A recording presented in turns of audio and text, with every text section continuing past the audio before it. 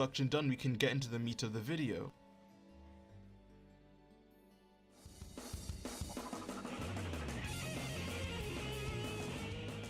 The term Hoyoshil, as I understand it, is often thrown around to anyone who plays Hoyoverse games and blindly defends the company's practices, just because they really enjoy the games. And at face value, yes, that definition makes sense. No one should let their enjoyment of a product blind them from any predatory practices the company may be doing. But the thing is, nowadays, the term doesn't really mean anything, and if you just play any Hoyoverse game at all, even if you are critical of it, you just become a Hoyoshil.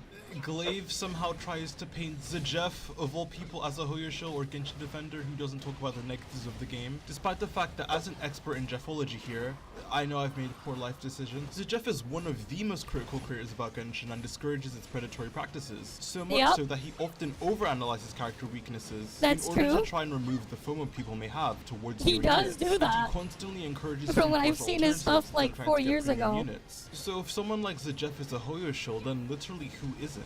If you're just positive about Hoyoverse in any light or critical of Ruwa, you're now a Hoyoshil. It's why Legion's Gaming can go on and ask if the HSR 3.2 quest is worth playing. Someone responds being positive about 3.2, talking about why they liked it, and then despite asking for reasons to play HSR, Legion will berate someone giving their opinion on the patch and labeling them as a Hoyoshil just for enjoying the game. And the funniest part about this is that he hasn't even played the update to know whether it's good or bad or not. It was just made by Hoyoverse, therefore bad. Or when people are critical of Wuthering Wave's anniversary, instead of the EnVtuber community wanting to address its issues and discuss them rationally, anyone who doesn't like the Annie or is being too critical of it goes by this tweet that blew up in one of the biggest WoW communities, is an ex-Genshin player or Hoyoshil. So if you've just played Genshin before, you can't— Oh, they've been doing that since I think 1.2 or something.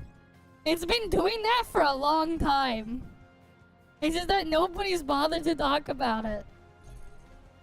They've been having that level of automation for a long time. For almost an entire year at this point.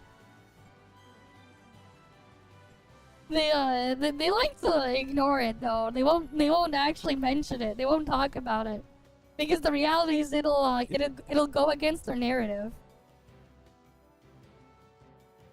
To be critical of Wuwa, even if you've quit Genshin and are currently playing Wuwa. So I ask you, what does this term even mean at this point, or what weight does it hold when essentially anyone can just be labeled as one? It's just become a buzzword to immediately create division with anyone that isn't on the Wuwa hype train, in order for it to be made easier to attack someone. Because if these people aren't actually Hoyoshils, then it means having to actually critically engage with what they're saying, and address any potential shortcomings of Wuwa. But if you can just label them as a Hoyoshil, then instead of actually having a discussion, you can just go and clown on them for being a Hoyoshil and ignore problems people may have with the game, which funnily enough is the exact same toxic positivity the Genshin Impact fanbase had. And this will hurt the community in the long term, because whenever people want to rally behind issues, instead of everyone being able to focus their efforts to get the devs to notice them, most of the discourse will just be about filtering out all the Hoyoshils, which is not helpful at all. And if you want to see just how deeply this Hoyoshil fear-mongering has spread, shall we discuss a very specific group? A few months ago, St. Tontus made a video discussing the Zhanzhan, the XJJ group, which is a very pro-Hoyoverse faction that apparently congregated together to mass report the opposition's games like Wuwa, and how they were apparently responsible for Wuwa temporarily having a 16+ rating,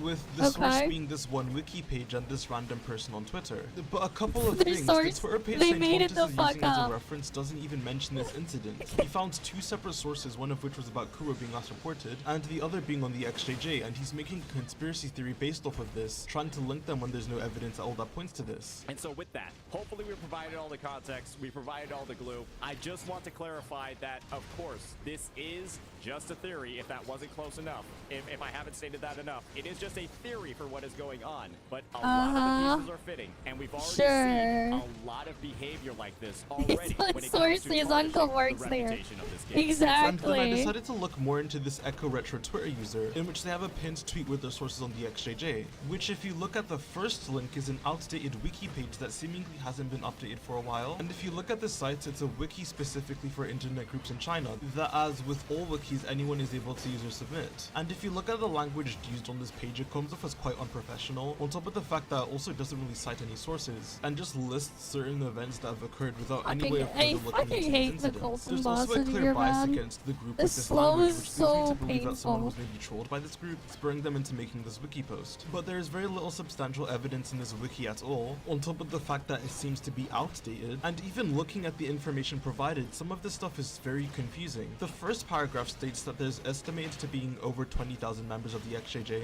but then later on the QQ group, which is like Discord, has over 30,000 members. And then they say there's propaganda and harassment channels in the server that all members have access to, but actually if you go back a few paragraphs, there's only around 500 people involved with the doxing and harassment, some of which can be also the same person, but there's also private QQ groups that we don't know what they do, therefore it must be bad. What am I reading? If I am to take a guess as to what is actually going on, I feel like it's just a big community of dedicated Hoyoverse players. And as with all communities, some of the people in there do bad things on private channels like the doxing or hate campaigns. I find it very hard to believe that there's 30,000 people in this group being the Hoyoverse KKK and attacking all gacha creators and games in the space. On top of all the information on this page being poorly documented, as again, there's no evidence or citations I can find in the page. So unless you're someone who's very involved with the CN community, I doubt that you can really know what they're doing. Now, going back to the pinned tweet, the second link is an actual well-documented incident where Hoyoverse may have tried to support some of the XJJ's horrible doxing actions in HSR by using the names of the victims in one of the quests, which if this is true, which does very much seem like the case, is of course a terrible thing to do, and whoever wrote this quest in support of the doxing can go fuck themselves. And my heart goes out to all the victims affected. If you want more information on this, I'll leave a link in the description below. But now for the last link. It's supposedly about people exposing members of the XJJ for being horrible people or whatever, but if you just open the link, I shit you not, it's just Chinese Reddit for Wuwa, with the typical memes and commentary you would see anywhere else. So what about this has to do with the XJJ apparently trying to harm or hurt Kuro Games? And the funniest thing about all of this is that this Twitter account isn't even from a CN player. This is someone in the EN community who watches and interacts with St. Tontus. They have no idea what the CN landscape is like. This part of the Wuwa community seems to be unable to recognize that people might just actually have problems with the game and not be Hoyoverse players, and this is the audience that people like St. Tontus blew him away. Sure it did. Entire gacha space. Back like 3 to 4 years ago, some Genshin designs had to be censored. We still don't really know what caused this, and it could just be a It's the same fucking garbage, man.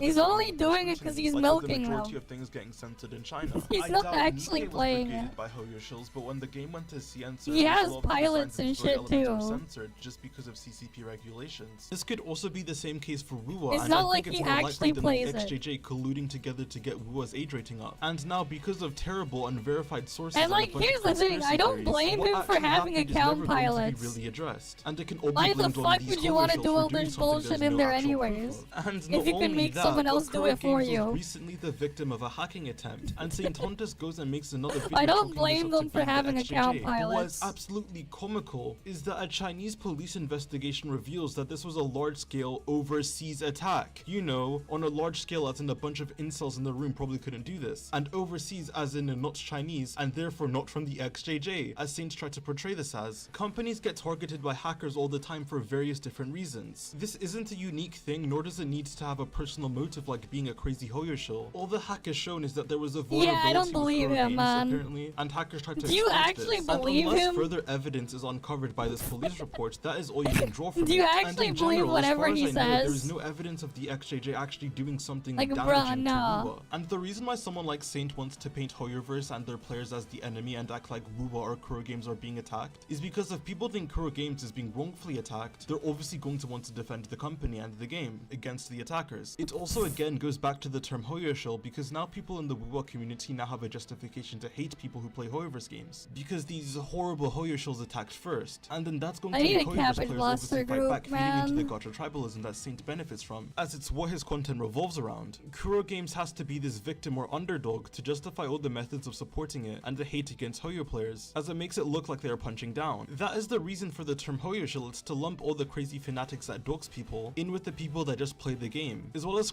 and the hate makes it reason for crazy the people out anyone that has criticisms of Wuwa to just be a Hoyoshil and shun them out of conversations. These creators will literally champion the death and torture of animals that deranged individuals have done. Know firsthand how absurdly unhinged the CN part of the Genshin player base can be. We know all about how they did things like cats that look like Scaramouche. Okay. How they've Doing everything except playing your own game, from VA's harassment, bomb threats, killing animals. And try to lump every person that just likes Genshin or Hoyo games in with them, despite the fact that no sane human would agree to these actions. And the Genshin community was extremely vocal about how horrible situations like these were, and I wish that part of the Wuthering Waves community that defends these content creators would realize that they're trying to get you mad at these people they're making up, in order to hone you to attack anyone that is pro Hoyo or not pro Kuro. If you tell someone that the thing they like is garbage, that is going to make them want to say the same thing back, which just creates this stupid cycle of blaming each other for attacking them first, and at this point it doesn't matter who attacked who first. If you wanted to stop, you have to be the change you want to see in the community and stop it yourself. If someone says Genshin is bad and you should feel bad for playing it, saying Wuthering Waves is just as bad in return will not make the other person back down, it will make them want to shit on Genshin more, and then people will see this discourse and just jump in with their own opinions on what game is better than the other, while slandering the other one. And as we've seen over the past few months, it goes absolutely nowhere. So the best course of action if you want the communities to ever stop fighting is if you see a hate post on either side, don't like it, don't respond, simply just ignore it and move on. These social media platforms work on interaction, so the less of it you engage with, the less of it you will see. Now, to get back into the meat of the video, I know so many of you are probably going to want to mention all the contracted content creators that get paid to only talk about Hoyoverse and its games positively. So let's actually talk about the Hoyoverse contract, shall we? I need a group for the cabbage fucking. So one of the notions I've seen spread around about Genshin content creators who are mostly positive about the game is that they are put under contractual obligation to do so, or that the Genshin creator contracts that Hoyoverse put out in general are extremely predatory and harmful to creators. With this resurfacing due to Tecton's video on Hoyoverse contracts a few months back now. Is that now I'm going to show you sponsorship contract wanting you to do what the sponsorship contract says. 5 more Oh boy. confirming that this is real. And there's even many creators who are transparent that they are on this, and I will still receive comments that there is not a fake positivity issue in Genshin Impact because they are trying to secure a f***ing bag. I'm kind of realizing now how long this video has taken me to make, because in my script this said recent, which it's not at all now. But regarding Tecton's video, I think you can see where this is going, but let's first show the contract documented in the video. The contract, 10 plus YouTube videos per month. Okay. Live streaming exceeding 30 hours per month.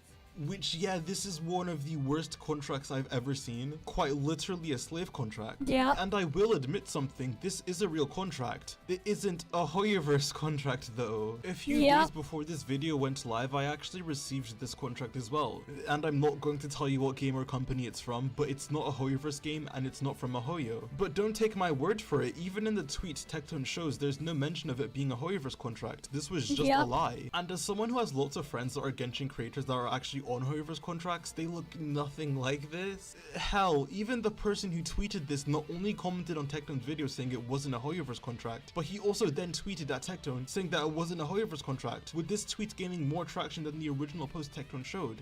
But Tecton, to my knowledge, on his videos or tweets has never acknowledged the fact that this being a Hoyo contract wasn't true. Maybe he did in a stream, but I don't watch streamers in general, so I wouldn't know. Even in this video, Tecton dances around to the point and just never lists actual creators on the supposed contract, and just fearmongers that there are creators on this contract that doesn't exist, mind you, and says that he can list them, but when it comes to it, he obviously can't, because no creator follows the schedule, and no Hoyoverse creator can be on this contract.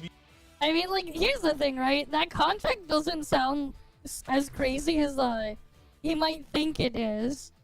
Because, like, yeah, what the guy was saying, it's not exactly unheard of to see those types of contracts.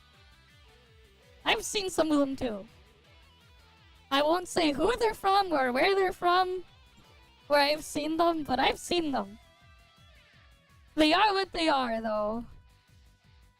Because it isn't real. Now, how many creators do you think line up with that scheduling? Posting every 3 days or so, twice a week. But like, here's the thing, right? It's a job. When they get something like that, it's their fucking job at that point. They got a contract to do work, and that's it. You know they what? got work to do. I won't. You guys can figure out exactly who this may or may not It be. is what it is.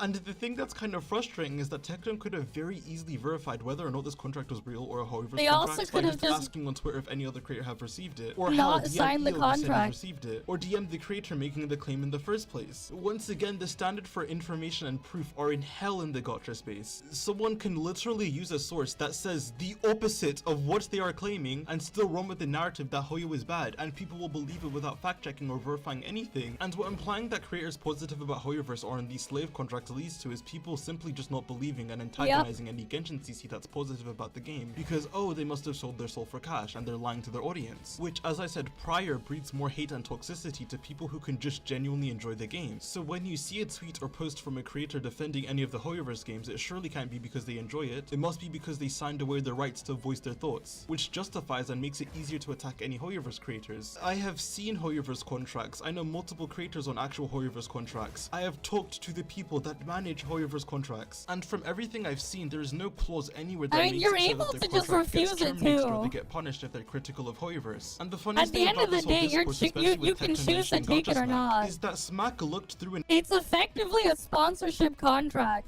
Oh boy. And usually, yeah, you can kind of negotiate. They usually do give you at least some wiggle room to negotiate.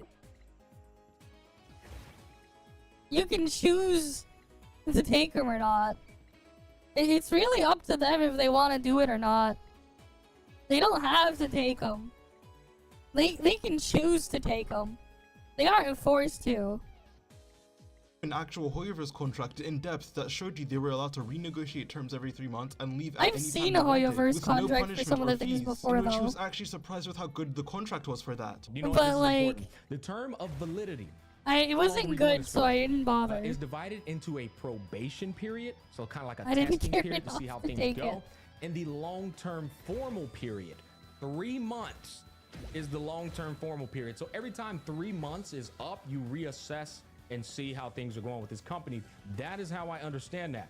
So Yep, this is actually really cool that because is. you're not signing like You can 4-year negotiate contract. every Let's 3 say months? You sign the 4-year contract. You can, don't know what like, you're getting paid. Well, you leave signed for 4 years afterwards, at that particular too? point. They're saying Like, you get a 1 month that's testing for, period, like, and a then full-time long-term thing, period is too. every 3 months. So This is I not mean, even like a that short, is great. That's short, really like good a for the short-term creator. That means one. You're not like committing to anything. Those are, like, now. actually Both pretty good parties have terms. the right to terminate this agreement without cause, provided they give reasonable notification to the other party. That's fantastic. That is actually, So not only really can good. you sign like a short-term contract, you also have whenever you want to be like, all right, you know what? I ain't feeling this. Let's go ahead and call it quits. Putting in my 2 weeks on this contract. Yeah, that is a Hey, put in really 2 good weeks on the contract. Go ahead and get up out of there. Did When you find can just leave like is there that, wasn't a that is fee, really like good. a $100,000 fine or a $500,000 fine. No fine or I didn't anything. find that anywhere in any of these pages. So you don't get hit with no hefty fee like you do with an NDA, which is another positive for the content creator. There are also some Exactly. negatives, as Gacha Smack highlighted, from the contract he had. They can turn down sponsors they dislike, and there are some other things he mentioned like the pay caps, which are dissatisfactory. Though again, you can leave at any time or renegotiate terms once every 3 Exactly. months while not getting penalized. So what is the actual problem with these contracts? What makes them predatory or harmful to creators? And the thing that actually makes me kind of sad about this whole discourse is that 2 people I know have had their lives changed with the amount of money and opportunities this contract gave them, allowing them to become full-time creators. And one of the people I know is able to support their family with the help of this contract. It has been a net positive for them. And for this weird fear-mongering of a contract that has very fair terms in my opinion to be spun as this evil thing silencing Hoyoverse CCs, it's just upsetting to know that there's potentially creators in bad financial positions turning this down because they think they're selling out by signing them, or think they'll be trapped in a horrible deal, which from all the evidence I've seen seems to be false. Alas, from this point in the video onwards, instead of talking about actual just misinformation that's been spread, I'm now going to shift into talking about my opinion on things like power creep in Genshin, Star Rail, and ZZZ, as well as minor things like Genshin's exploration, to try and give opinions that go against the popular consensus, as once again I feel like things are being very exaggerated in a misleading manner to portray the games as poorly as possible. Yep. I mean, they're always gonna have power creep. The games literally sell you power. So no this is just shit a minor power point, but I creep will want to tackle the happen. notion that Genshin currently has pay-to-win movement mechanics in Natlan, which is Yeah. simply something I've never really understood, or at least I would understand the criticism if you don't actually use the characters or tools given to you. Before even getting to Natlan, Hoyoverse is I mean, yeah, they sell you, they create a problem and they do sell you a better version of the thing. They do. They do it. But it's not like it is a requirement. That said, it does suck. I do agree the whole thing sucks, but... I mean, the reality is they're gonna keep doing it because the freaking morons will keep paying for it. So, like, it is what it is.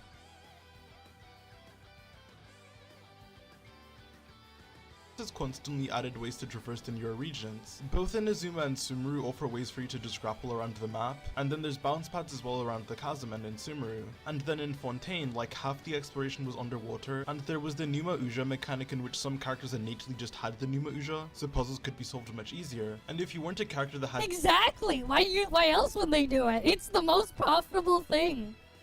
The most profitable type of news. It is very profitable. And it gets the easiest attention. That's why they like to do it. Exactly.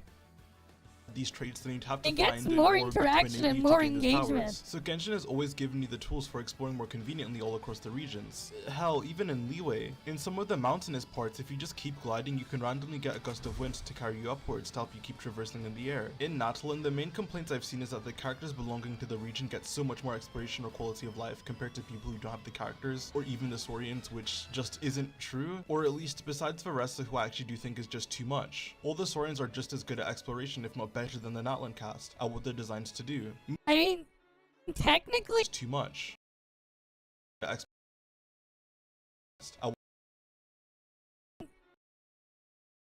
issue access. You have to kind of go out of your way to get to them, which is why it's just kind of eh. Muolani and the Hydrosaurian are both effective swimmers. Hell, the Hydrosaurian, if you aren't sprinting, is able to swim indefinitely, which is something Muolani can't do, as she always consumes Night Soul, and there really isn't a notable speed difference between the two. With Kinich, I originally thought the Yumkasaur would be worse, but after playtesting, the Yumkasaur seems to just be better. Kinich moves slightly faster, but it seems like you just get the same amount of height while traversing, or at least it isn't that noticeable, and there are even certain things the Yumkasaur does better than Kinich. For starters, they can enable a mid-air attack for some extra height even without grappling, so you're able to do 3 mid-air attacks, whereas Kinich can only do 2. They're also able to completely regain their grappling hook charges after using a grapple point, where Kinich isn't. Okay.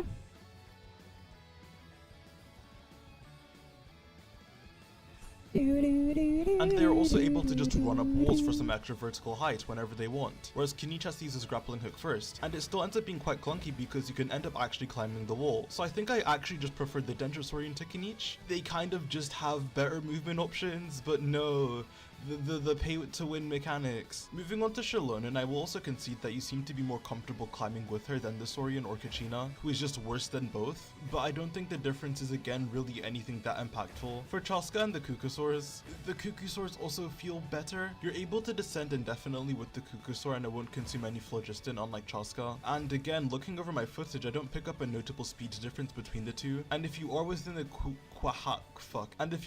Kwahukan Cliffs anyways, there are so many places for you to just get infinite stamina, to where you can just fly comfortably to your heart's content in this region where flying is required. For the Cryosaurian, they are the same as Sitlali or Roron. I can't notice a difference at all. These aren't even really exploration units and are just used for solving puzzles. Then with the Pyro Orca and Movuika, besides just traversing land, she isn't really that spectacular at doing anything else. Her swimming, climbing, and flying all have separate stamina bars that get consumed pretty quickly, to where you can't even just depend on it solely. Her flight is only sustainable in the Kwahuakan Cliffs, and even then she still can't interact with everything like the Saurians can, and she's unable to descend or gain height. And she's only able to activate the grapple when next to a hook point, so no, Movuika, despite being able to utilize all the movement mechanics, is always inferior to just using the dedicated Saurian. Jack of all trades, master of none ass character. And lastly we get to Varessa, where as I said before, I am in agreement that that's I why think she's too Techon strong of an realized why do exploration Gotcha only unit, and news should have the anymore same when he covers restrictions news they gave drama? Beyonce and the Electrosaurian. So Okay. that is at most 2 Natlin characters that are not even that much better than their Saurian counterpart. What are we really complaining about? Because people are vastly overrating just how good the Natlin characters actually are at exploring. I don't have and time to everywhere play you that need shit. to use a Saurian, you I'm basically busy with stuff for a long while. Keep in mind, after Duet Night Abyss stuff is done, I have another thing lined up literally the day after. I have like no time. I have none. I don't even remember what my Minecraft account was.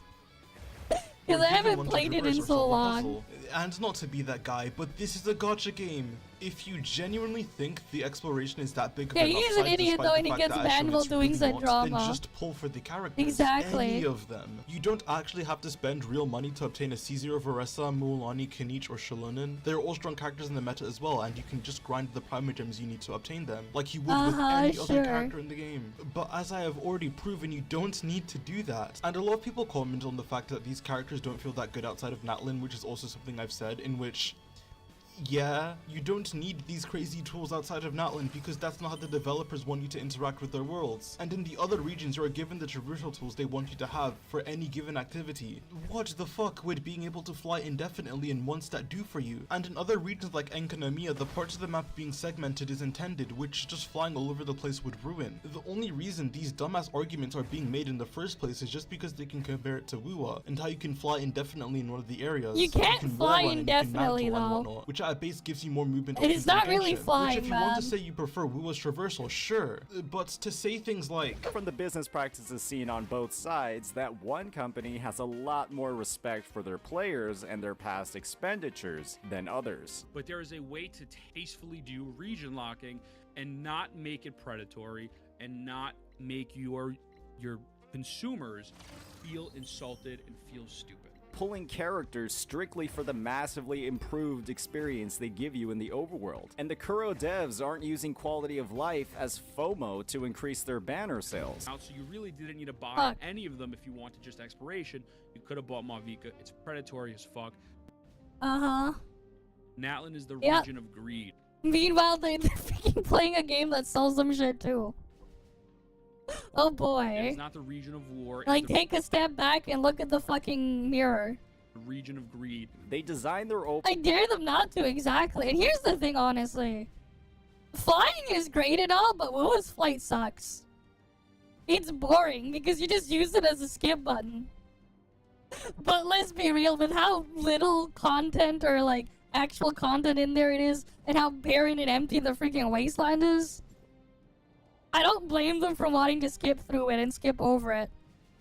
Because I want to skip through it too, and get through it as fast as possible, because it's shit. Right, the whole thing is shit. So like, I don't blame them for wanting to skip through it as quickly as possible. I wouldn't want to deal with it either. But also, like, just the flying in general, like, there's no, like, actual physics or anything tied to it. It is just a glorified glide where you can press right-click to ascend a little bit. That's it. Like, that's all you have in there. Like, there's nothing special to it. Yet they praise it like it's the second coming of Jesus or something. overworlds with the intention of creating inconvenience, annoyances, and frustration if you don't save the resources for or spend on the And like, that's just the reality. After they fly around the map once to get all the teleport spots, they're just gonna teleport anyways and ignore it entirely. That's just the reality. on-banner character. Can you imagine saying things like this about any other open world game? In Spider-Man 2, you're able to web sling and fly all over the place with web wings at lightning fast speeds. Because the objectives in the Spider-Man open world are at different levels of verticality. And Exactly. But here's the thing. There isn't any of that in Wuha. It's just an empty barren wasteland. There's nothing in the air. It's like they're just using it to skip over everything faster. There's nothing up there. The game and the map was not built around or for it. They're just using it as a, oh, you know, it'd be cool if we could make them fly further or something. It's just a marketing checkbox that they're taking. And some of the activities like chasing cars involve you having to move at these speeds, so it makes sense why the traversal in this game is like this. But when you get to a game like Elden Ring... Yep. You move a lot differently there. Yep, you can do that there too. This is the most of your exploration experience. Look at this Yep. bullshit! Why is my Tarnish not able to fly and grapple up those buildings? Why don't I get power-ups that allow Torrents to jump indefinitely? Yeah. From Software clearly doesn't respect you or your time as a player if they think you're going to be okay with this. It's not like the traversal given to the player is set within the grasp of how they're supposed to engage with the world. The reason you can't The problem is with Wuha is it's not even that. It's just not designed at all. The whole actual design part is non-existent. So they just look at it as, oh, I can skip this garbage a little bit faster. Because it sucks. They can just skip through it faster. To them, it's a glorified skip button. To do things like fly indefinitely in regions that don't demand it or grapple hook to any area you want in Genshin is simply because that isn't how Hoyoverse wants to engage Exactly, with make it auto battle with offline auto farm. Give a sweep function. Give a fucking sweep function. Don't force us to collect mints all the time. Don't force us to spend an excessive amount of wave plate or whatever to farm the materials for weeks, either before or after the fact, so you can make the characters usable for their skills and ascension materials. Don't have freaking gear systems with so many layers of RNG that if you bought a lottery ticket every single time you took a crack at it, you would literally be 5+ times more likely to win the goddamn lottery than you are to freaking get the gear you're targeting.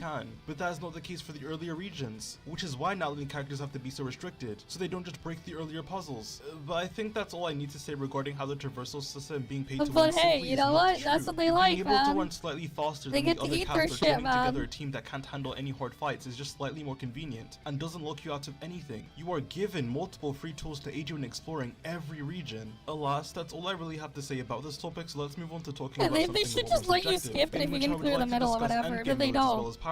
Actually, why the fuck are they locking your resource gain behind clearing that tower in the first place? Not even ToF locks your premium currency behind endgame. In all 3 endgame modes across the game. They don't. I've barely played Tages and ZZZ, and if you don't do ToF endgame, you're still the same as someone who's literally rank 1 in Bygone. Then go ahead and skip to the end of my You have like the same shit. Doesn't really affect that much.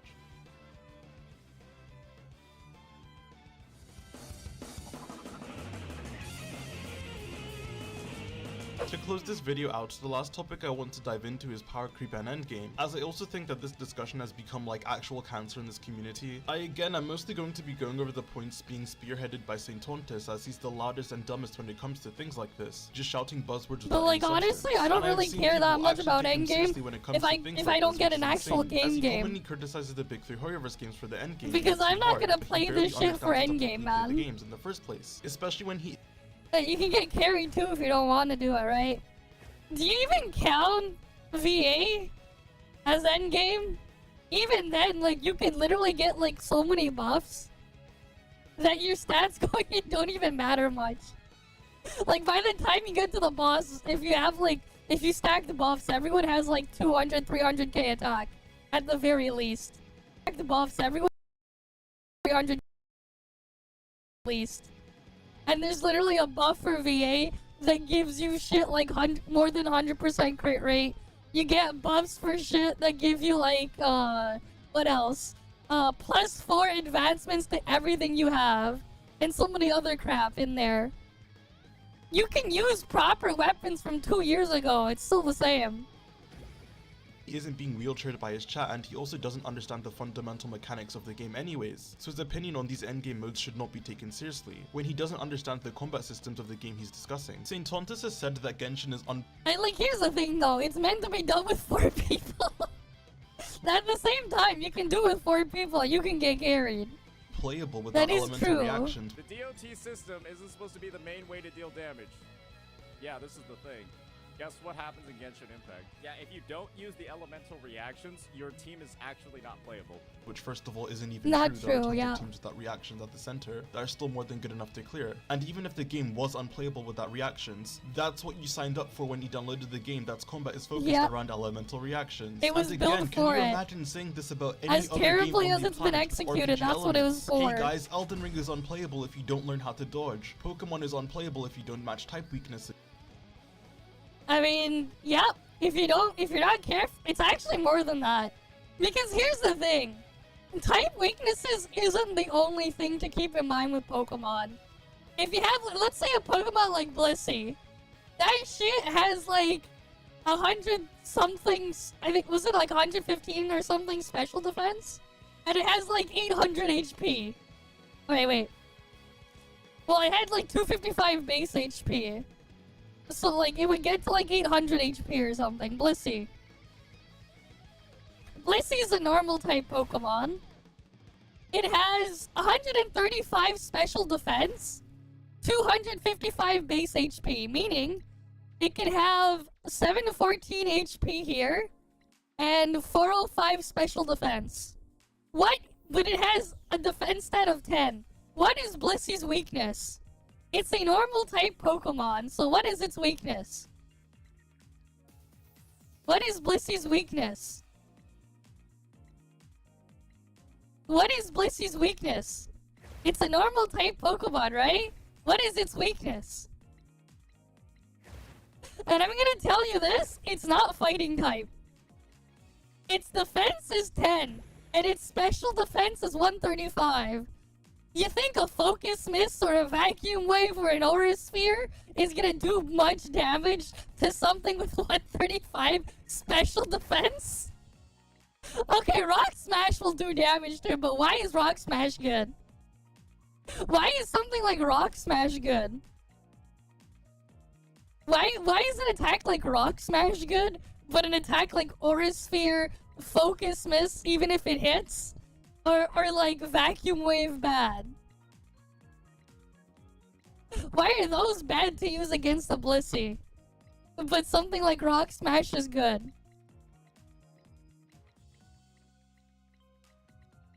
Right? Its weakness isn't really the fighting type. It's actually physical attacks. Because it has no defense. It's just a massive wall of HP with a really, really high special defense stat. The special attacks will do like no damage. Pretty sure I'm pretty sure fixed damage moves deal more damage to Blissey than a fucking Focus Miss. Pretty sure. Stuff like Focus Blast would do less damage. Despite fighting type moves dealing super effective damage to it. I'm pretty sure. Because it's weak to physical attacks. And it can be basically any physical move that isn't ghost type.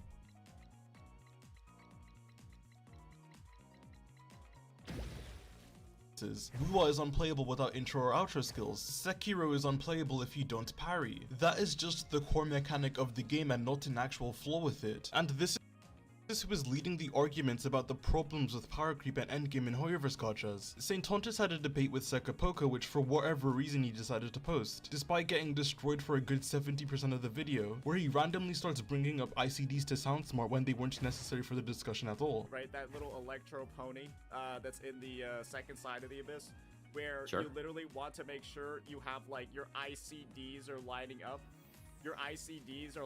It's not that they line up, you just want to make sure you can actually hit it.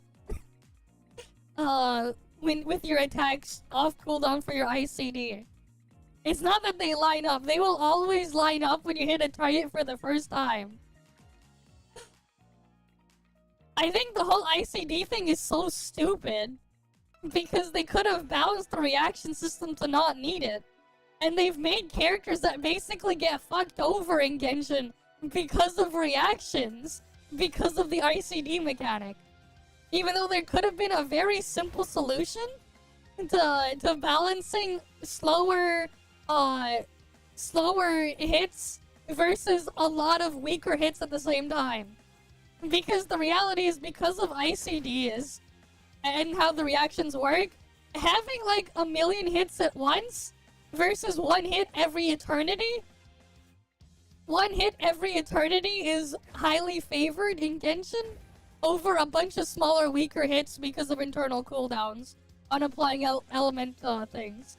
When the reality is they could have made it so it's like every time you deal damage with an element, it just applies a bigger debuff on the target. And then when you hit it with a different element, it just detonates all of the debuff on there and problem would have been solved. They could have just had it like that, where it just stacked every single application. And it's just the faster hits apply less per hit than the stronger, slower hits. right? Because they already have a system where some attacks applied more than one unit of an element per hit in their ICD system. But they didn't do that. There was like a very simple solution to balance it for Genshin, but the devs didn't bother. Like, that's my criticism on the whole reaction system thing there. It could have been balanced and not been an issue, but the devs didn't bother. And it's not like super crazy or anything to implement. They could have just made it so nothing has an internal cooldown. Everything applies it. They just apply a weaker one. And if you hit enough weaker one, you stack up the weaker ones, and then you hit it with the stronger one and you trigger all of it. And then problem solved. It is so jank. It could have been, like, fixed super easy. Right? They could have made it, okay, let's say you have a character that hits 4 times a second. And you have a character that goes up against it that hits 1 time a second. The simple solution is, the one that hits 4 times a second applies a quarter of the value of the one that hits once a second. That way, you have characters that will apply the debuff, and then characters that can detonate it. The detonator will be slower than the applicator. And then all would be good. You don't have a weak and a strong version of every reaction. Just have it so every reaction does the same thing the same. And instead of, like, having it so, like, only the final hit of the reaction matters, you make it so all of the stats for every part of the chain matters. And if they did that, every reaction in Genshin would have been balanced and not been an issue. It's, like, super simple and easy to balance, but they went and did something really stupid instead. The concept is great, but the execution is atrocious. And that's, like, my whole view of the whole system there. I like the idea, because it's like, it gives you the feeling of you're combining things. Right? You're doing, like, a little combo thing. But the execution is atrocious. And that is why the 4-star starters are broken, especially Zhongling. Because she applies the unit very, very slowly, but just enough that you can apply the other thing faster, so that she can abuse everything. That's why, like, and it's like, it applies to some of the other ones too, with how they apply it. That's why they were so broken. Right? But hey, it is what it is, man. Or like lining up to like ensure that you're dealing enough elemental ticks to like break the shield in time. Yeah. Yeah, like, here's the thing with the Wuwa version, man. They did it on purpose because they want to sell you another unit. Like, it's pretty obvious that why they're doing it. They create the problem and then sell you the solution. And, like, yeah, I've called that shit out in other things too, right? That's not, like, they're not trying to create... here's the thing, right? They're not trying to create character or unit synergies. They're trying to create dependencies. Right? Which is similar, but not the same.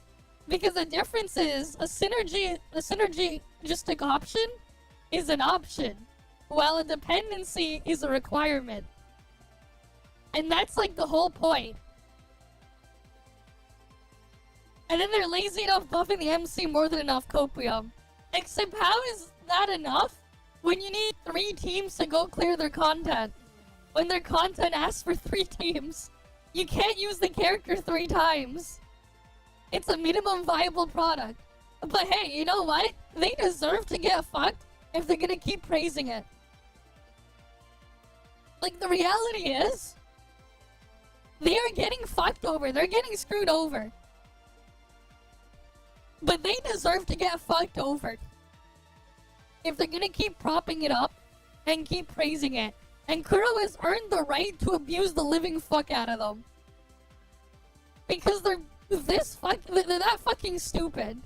So at this point, they deserve to get they deserve to get screwed over. They can get screwed over. They deserve it. Exactly. There are specific. They're getting what they deserve. Because of like the specific things. If they're gonna act the way they are, they deserve to get fucked. The design of the boss, they make the fight absurdly simple and easy, and if you don't have them in, it becomes an absolute nightmare. But there's a lot of characters that do that though, like a lot. Yeah, I don't think that's a good thing. Wait, to have a lot of characters that can beat the bosses in different ways. To have bosses that are specifically designed around owning one or like one or two, maybe three characters on the roster, and then the absolutely trivial bosses around owning one or two, they absolutely trivialize it. And then if you don't have those bosses, you might as well go. There's a lot. There's like, 96 characters in Genshin, so I can list every single character that Okay. can go through this mechanic. There's a lot. Yeah. Mavika said, Lolly Arlecchino, Chevres, Charlotte, Risley, Linny, Dea, Layla, Shenhe, Tomakana, Ayaka, I did the other day, school, Ganyu, Rosaria, Yanfei, Klee really well actually, Kaya, Bennett, Zhangling. that's the one or two. Yeah, what if you don't want to play them? So you don't want to play the characters that are good for the fight? Nightmare. Yep. That's Okay, the difference. that argument is bullshit, by the way. Yep. Okay, literally every single player in Genshin owns Kachina, who is a free character that we have all received. Yeah, I don't want to use a midget on my That team. character is free. I don't want to use her. Every single player that Yep. did the event in Genshin owns Odoron. He's free this patch. He Yeah, I can jump high. don't want to use The him. most owned character in Genshin Impact is named Kazuha. He jumps. I don't want to use him. It's like saying, "Hey, I don't have C6 Mortifae on my account, but I've been playing for 3 years." Yeah, there's no content in the game that requires a C6 Mortifi. Okay, so the game is easier. Saint told Not yet. Like, yep, not yet. He's like shitting on Genshin, but then he doesn't look at a fucking mirror. It's ridiculous. Yeah, the newest one is locked behind to a single team, and that single thing is locked behind having another character. Right? And like, they're gonna praise the shit and call it peak or whatever. This is why I'm like, you know what? They deserve to get fucked if they're gonna keep praising them like this. They deserve to get fucked. They deserve to get fucked. Honestly, I'm disappointed in Kuro. They aren't fucking them harder. They aren't abusing them harder. I'm disappointed. They earned the right to abuse the fuck out of them. They should abuse the fuck out of them. Like, I'm disappointed. They're not doing what they should be doing. I'm very disappointed in them. Honestly. Like, they should be abusing them harder. They should. Nah, this isn't me being toxic. It's just reality, man. Look at it this way. When you go eat meat, do you feel bad about the animal that you're about to eat? Or are you thinking about how good they're gonna taste? Right? How good are they gonna taste? Do you feel bad about eating meat? Or are you like me and just like, how good can I make this thing taste? How good are they gonna taste? I know I'll piss off a bunch of vegans or something that way. It doesn't matter, I want food.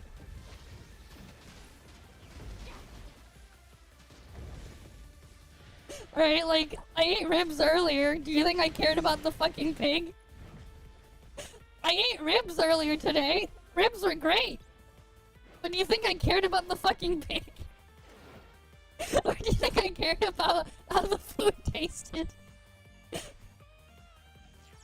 Right? Do you think your cat or your dog or whatever felt good about the chicken or whatever else it was in the fucking food you fed them? Tasted? You know, do you think, how they felt? Do you think, like, wild animals like a fucking lion cared about what their prey was? Or do you think they cared more about eating their fucking food? Like, that's just the reality. You know, what's next? Like, plants are living things too, man. Do you care about the fucking tree? Do you care about, let's say, a carrot you ripped from the ground or whatever? Do you care about the feelings of the carrot or something? Oh, what, you don't? Yeah. Like, that's just life. That is just life, man. It's food, we gotta eat. Right, that's just reality. And then the other thing too, like, you know, there are certain things we can't eat. Even if you ingested them, nothing would happen other than you wasting energy and it just coming out as crap. And the reality is, the only way for us to actually make use of that is to eat something else that can eat it. Exactly, gotta eat to survive. That's just reality. Right? Like, that's just reality. Yeah, they don't care about the plant lives either. Just a few grams of U2 235 should be plenty of energy. Yeah, they don't. They just wanna live and eat. They just wanna live and reproduce. Right? They all do. But the reality is, not everything can eat vegetables or plants or whatever. And even those who can, not all of them can eat all kinds of them. Like, you can't eat grass, for example. But you know what can eat grass? The cow. And what can you do to the cow then? You can use it for dairy, or you can milk them for dairy and stuff. And then you can eat the cow when it's old enough. And it's, you can eat it after a while. And then now you've made use of that energy from that. You can then take also its waste product and use that as plant fertilizer to grow more plants and feed back into that system. Right? Like, we've been doing it for literally thousands of years. But yeah. And then plants can communicate. It doesn't mean they don't have feelings. The animals can't really communicate either.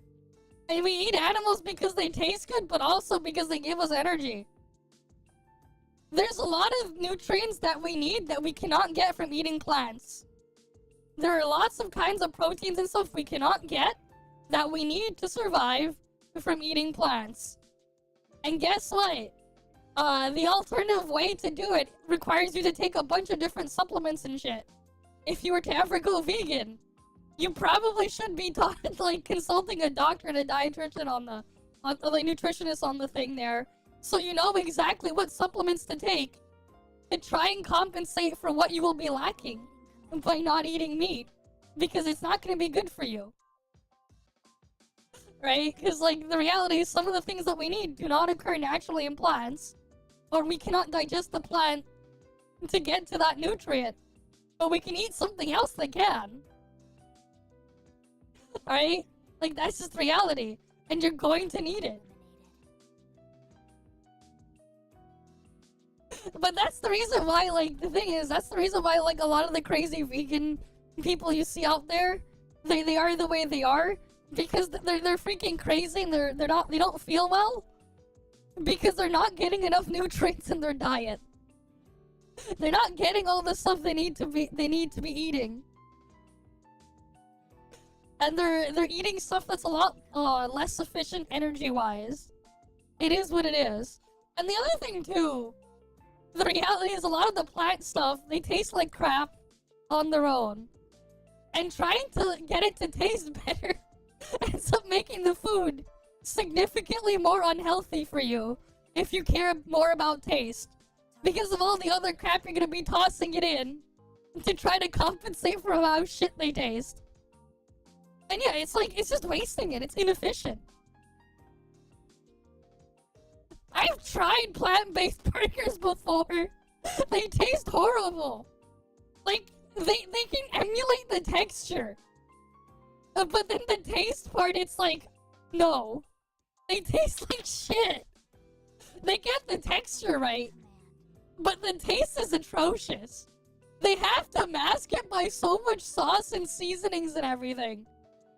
You can't even, like, actually taste the actual product in there. Or if you can, it's just this really bad, nasty aftertaste. Because they aren't actually getting the actual taste there, just the texture. It's awful. The shit's expensive and it tastes like shit. Yeah, it's just basic knowledge that humans are omnivores. We still eat meat. Exactly. And we can't digest a lot of things in plants either. And some animals are herbivores, and the ones that are herbivores, they have a completely different type of digestive system. And they produce other types of enzymes and shit, actually, that let them digest things that we cannot. Like, we cannot digest cellulose and shit in plants. We simply cannot. You eat that type of stuff in there, it's just gonna come out as your shit. It's just, the entire thing will just come out of you. You would have wasted the energy to try to digest it.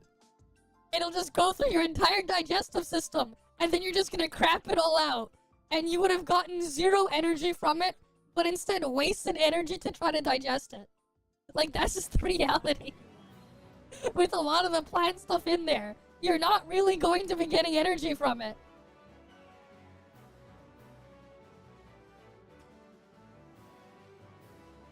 They successfully emulated the magnificence of a dry sock used in a McDonald's burger. Yeah. Time to make real animal ear names. Yeah. Right, like, that's just the reality, man. Pontus is out here playing Nahida in burning teams where she can't trigger her mark. And I could backseat his terrible gameplay and team building, but that can be for another video, I digress. Now, the first thing I want to lead to this discussion with is that endgame content is not for every player, and it's not supposed to be accessible to everyone by nature. Most of these games' content exists independent of endgame modes. Even if you take away I want to lead to this discussion with is that endgame content is not for every player, and it's not supposed to be accessible to everyone by nature. Most of these games' content exists independent of endgame modes. Even if you take away is to get more pull currency, you've lost the plot if you have to pull to go after it. Because again, like I've said it before, it's always gonna cost far more than you will ever get back. Right? So like, the reality is you're not gaining any primo gems from it, you're losing them. You're always at a net loss with those game modes. Shit's part of why I would rather those game modes have a 0 premium currency as a reward, period. I would rather that stuff get put elsewhere. Because the reality of the situation is, they're shit. Like, they are. They are designed for people who like combat a lot and want to be tested. You do get the premium currency for beating endgame modes, but even then you can get a majority of the premium rewards by doing the lower difficulty options the game provides you. For Deadly Assault in Theater, getting a partial completion will still give you all the premium currency. And even if you can't push all the way through MOC or Spiral Abyss, you can still net a large amount of gems through partial clears. And if you care so much about getting all of these rewards, then you as the player should work towards that. These endgame modes are optional content. And like, the reality is it's not worth it to work towards it. It's not. It's completely inefficient.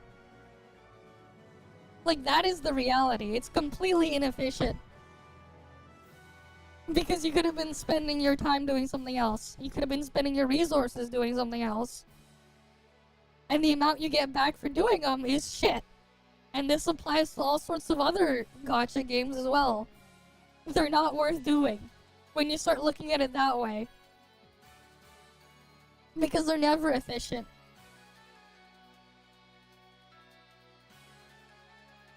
Yeah, there'd be no incentive to run the hamster wheel, that is true. And then you would have the situation with ToF where there is no incentive to run the hamster wheel. Because you get nothing for doing it. Your shit is the same whether you do it or not. Which is great in its own way. Design intent. You are supposed to be challenged, you're supposed to struggle, and you're ideally supposed to bang your head against the wall until you complete it. And if you can't, then ToF, it's your job to rise to that challenge. I don't know where the idea that the endgame content is supposed to be a chore you do every time it resets come from. Well, the reality is once you're in the mindset where you're doing it to get the premium currency, and you're doing it to get resources, that's when it becomes a chore. And yeah, when that's basically how the game modes end up being, because they lock your income behind it, it is a chore. Right? But that's how I look at it in all of these games. It is a chore. That's why I would rather, like, they have a good actual base game and not even bother with endgame. I'd rather have 0 endgame and have all the content elsewhere. All the stuff elsewhere. Especially because, like, the reality is, your accomplishments and everything mean nothing. Does it matter that you cleared or did whatever you did in these things when they literally sell you more power? Does any of your accomplishments or anything in there matter when you could have just bought more power? Right? And then you realize the only reason why you do it is to get more shit amounts of premium currency, and it doesn't even compensate for the amount you would spend to go and do it. Right? Like, does it really matter? And like, that's how I look at these things in there.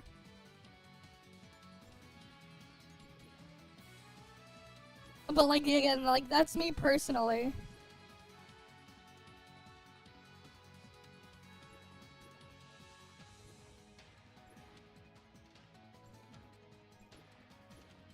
Like, again, like, for me, I would just rather them not be in there at all. If that's how they're gonna handle them. I would just rather it not be there. In fact, the Hoyoverse games are probably some. Yeah, not sure because you have to skip characters to guarantee the one you want. Yeah, that's the reality. And like, here's the thing, right? I evaluate how my time is spent in these when I'm doing things in these games. And the reality is, I do not like how my time is spent in a lot of them. I don't. Right? Because the reality is the ratio of the amount of chores you're doing versus like actual playtime in a lot of them is shit. So you end up not even actually playing the game, you're just doing chores. Right? They're just farming your usage time for as much as possible for as long as possible. Which again, like I've said before, I'm not exactly a fan of. Right? But if you took all of those away, it's like you'd see just how little they'd have left. Right? Just what's left. And you realize there isn't anything left. And once you start looking at things that way, then like, there's no point in even bothering. Right? Like, there's no point. Some of the most generous when it comes to endgame content in the wider gaming space. A while ago, I was really into Destiny, and its endgame modes were called raids that are infinitely more challenging than anything in these gacha games. Yep. Whilst actually locking you out of some of the best set pieces, equipment, and upgrades if you didn't do them. Not only that, but you needed to assemble a full team of 6 without matchmaking, grind to get your level up to play the mode, and on top of that, if you didn't bring the right gear, people just wouldn't team up with you, as you'd be too much of a hindrance. And one run of these raids that lasted hours wouldn't even get you everything that you needed, on top of trips being RNG. So to see people complaining about fucking ZCZ's endgame being too difficult, or pretending they're being locked out of meaningful content when it's normally just a wave of recycled mobs in a recycled arena baffles me. Even if it's just a bunch of recycled mobs in a stupid circle with a timer. Exactly. He's not wrong, and I'm tired of that shit. I'm like sick and tired of that shit. But yeah, I was like, yeah, I do agree. Couldn't personally. Unless their rankings are co-op, there's no challenge without the devs nerfing your account in some way. Like again, like they sell you power. Your accomplishments mean literally nothing. They're completely worthless and meaningless. Because at the end of the day, no matter what, they will just sell you more power. You can buy more power. Like, that's just reality. They can refuse to accept it all they want, but that's just reality. Clear the content, I don't think I'd be missing out on too much of an experience. Hell, if we're talking about Zenless, I have an M0 Ellen which I got on release, and like 2 months ago now I wasn't able to clear. I was using a Colita with my Evelyn because I didn't have lighter, and I played the game on and off, but after looking at some guides on how to play these characters and what drive discs I should be farming, even without being the best at the game or having the best stuff, I'm currently able to clear with the 1.0 team. On Ellen, who's one of the Again, I need to clarify, I scripted this before the Ellen buffs were even announced, she's very good now, but I was able to clear with her prior even without the buffs, while using Evelyn with Colita, who's a very hard character to play, and it was satisfying going from not being able to clear to being able to do it on stream without that much difficulty, because it was a struggle to get here, and that is what endgame mode should feel like. And in HSR, you are literally given 41 days to formulate a strategy to plan out what your best pull should be to make your account stronger, as well as what you should farm. So no endgame— And like, again, like with me though, like, I don't see a point if you have to pull for more power. If you have to pull to go clear it, and your reason for doing it is to get the shit amounts of premium currency, it's like you lost the plot and you're just wasting your time. Right? Because like the reality is your cost is higher than your output. You're spending more than you're getting rewarded. If you're gonna call it that. If you want to call it that. So it's just like there's like no point. No reason to bother. Modes do not have to be accessible to everyone. They are a goal you are meant to work towards by design, and it's completely optional. But that's it with the wider endgame discussion. Let's move on to talk about HP inflation. So a lot of the sentiments I see in the gacha space, or at least the vocal complaining part, is that HP inflation isn't a valid way to increase difficulty, and therefore by increasing enemies' HP, Hoyoverse is artificially creating difficulty. Instead of— I mean, yeah, that is true. They are artificially creating difficulty. That is a way they can do that. Like they're technically not wrong on that. They are artificially creating difficulty by doing that. But the thing is, creating real difficulty is too hard for these guys. I mean, like, there's a reason why fucking Woo is resorting to this shit. You can AFK this, no need to press any buttons. Wait, surely I need to press Because like actual, here, though, right? like, difficult content, actual real challenge that isn't just more HP sponges in a stupid circle with a timer is too hard for these guys. You don't even There's a reason why this shit is, like, heavily automated. What? I gave us a Yeah, no hand gameplay. Like, I just love using these examples because it really proves a point here. The fact that they need to do this shit. It says a lot. This is insane! Why? Why make it this easy? No. Okay. Like, that is just the reality. Right? That is just the reality. The fact that they see their player base as needing to do this for them is why that the only way that they'll make more things difficult is by just making the timer more aggressive and increasing the HP sponge's HP. Because creating artificial difficulty is the only thing that they can handle. They can't handle actual real difficulty. They can't. There's a reason why they don't have things like a dedicated parry button and stuff. And parries in Wua, for example, only happen inconsequentially, but you just spam things like stuff. Example, but you just spamming your basic attack button that you're doing while you're between pressing your skills, your skill and alt off cooldown to then swap to the next character to do the same. Right? Like, that's why it happens there. There isn't like actual pure reaction type things going on in there. That's why the whole thing is rotation based. Because it's a lot easier to press a certain set of buttons in the same order over and over again. There's a reason why there's no momentum physics in the movement. There's no momentum physics or anything in the attack animations. And your attack animations lock your movement to whatever the attack animation moves your character, if there is any movement at all. There's a reason why all of those are there. Because actually putting other stuff in there would be too hard for them. They wouldn't be able to handle it.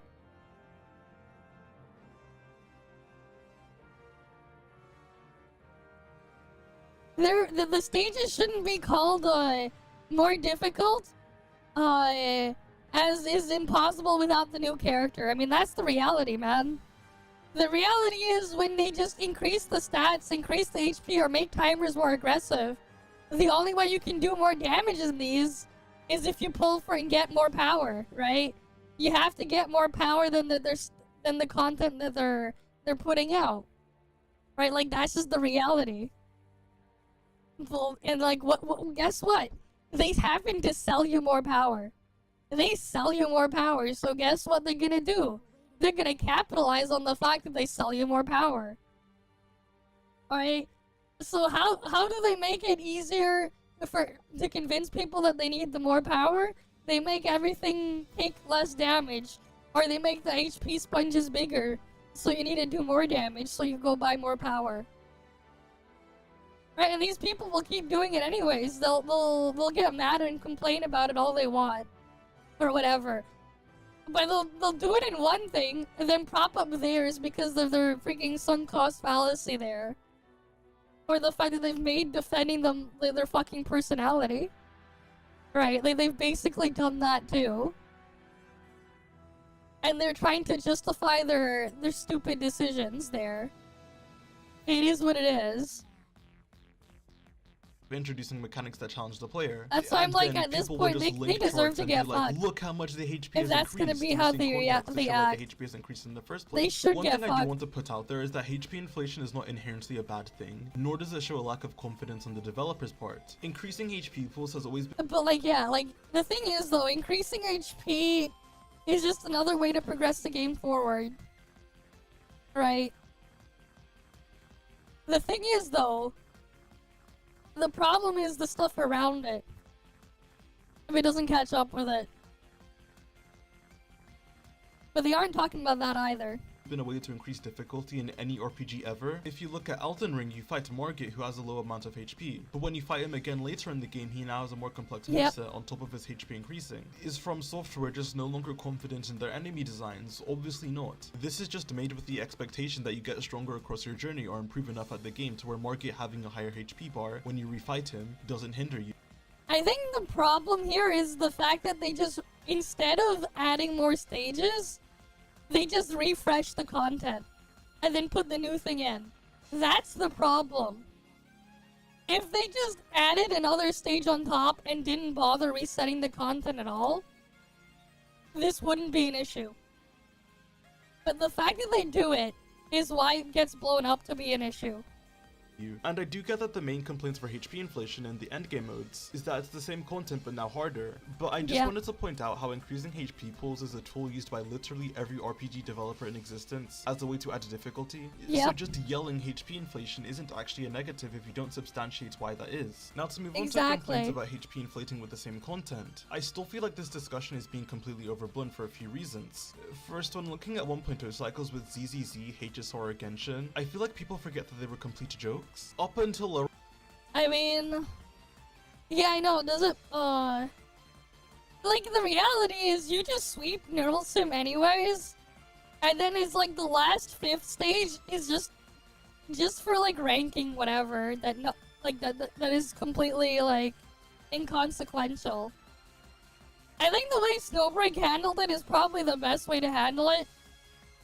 It's like, it's there, but also people can ignore it entirely, and it makes no difference to you. It's the healthier way of handling it. Right? It's like, yeah, over time, things will get stronger. But they're also not locking out important things out of anyone else that doesn't want to deal with it. So I think, like, that is fine. Right? Around like mid-Sumeru or around the beginning of Fontaine for Genshin at least, people were complaining that the Abyss was too easy and that the enemies were too squishy for a majority of good accounts. So when you scale up from something that was almost considered a joke, it almost becomes in a way an adequate challenge. I mean, like, the problem here is that they kept resetting the Abyss instead of adding new floors. Like, all of this would have been solved if they just added more floors instead of resetting it. Like, the solution to the problem is as simple as just adding new floors and having 0 resets. That is actually the solution to the problem. But obviously they're not gonna do it because they want to bank on the FOMO thing and they don't want you hoarding more resources.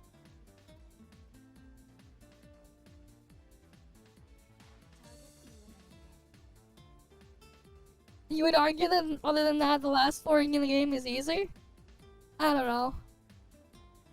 But like, it's like, if you have to pull to go and clear it, and that your only reason why to do it is to get more premium currency, you're just wasting all your resources. You also have to consider like the time factor and everything to get prepared to go and do it in the first place. challenge. But this is also another thing that I hate with HP inflation arguments, because it has the assumption that there's this standard damage that majority of players are at, and it's just an arbitrary line that never changes. Yeah. Let's say a boss has 1,000,000 HP, and at the investment level your team is at, you do 1,000,000 damage in a rotation or cycle or whatever, so you're able to kill this boss in one rotation. With the assumption that no new supports come out or you don't pull another DPS and every boss from this point on only has 1,000,000 HP, let me tell you what eventually will happen. For Genshin, every beneficial artifact substat is around a 2% increase, so let's say you get 2 upgrades to all 5 of your artifacts on your DPS, that's around a 20% DPS increase right there. Let's say a new combo is found out with your character, which does happen like in Malvika and Varesa's case, that makes the character even stronger than what you were doing before. Or maybe you get a constellation or weapon on your DPS when they rerun, boosting their damage even more with relatively early upgrades. Or hell, people also just find better ways to beat bosses over time. If the HP stayed the same, even if no new characters came out to power creep the old ones, people will get better at using their characters and get upgrades for characters over time, to where if HP doesn't increase, you will just outscale the content and it will be too easy. And from here, the common argument I mean, like, the reality is, yeah, like, as long as it doesn't stop you from doing anything, then yeah. And here's the thing, right? They attack one for having it, when the one that they like to prop up has the same problem too. Right? It's why they're, like, also massive hypocrites, another reason why. They like to prop up one to go attack the other, but they both have the same problem. Right? If they're gonna talk about it the way that they do. I don't think it's inherently bad, it's just that the way they go about handling it in these games make it awful. Right? Like, the whole thing, the way it's executed in all of these, as a whole, is pretty bad. That I will say. Right? But, you know, it is what it is. Oh fuck, did OBS, like, glitch out again? It's been doing that a lot today. YouTube stream is still going fine, right? Oh fuck! It killed my YouTube stream? God damn it, when did it kill my YouTube stream?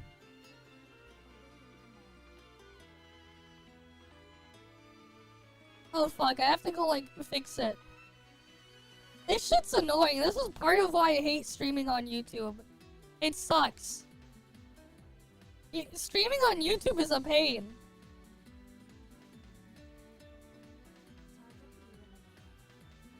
It's a pain if, like, things, like, glitch out or whatever.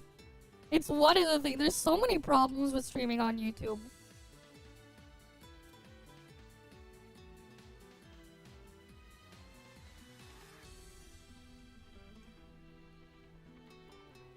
And then it resets to another one or something. I think. I don't know. Yeah, freaking YouTube streaming shit. YouTube sucks. There's a reason why, like, not everyone just switches over. There are problems with it.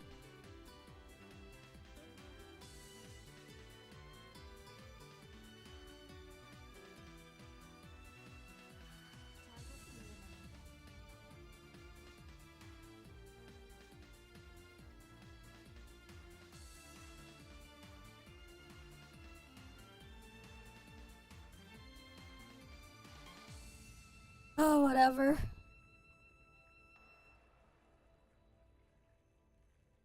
Awaiting command.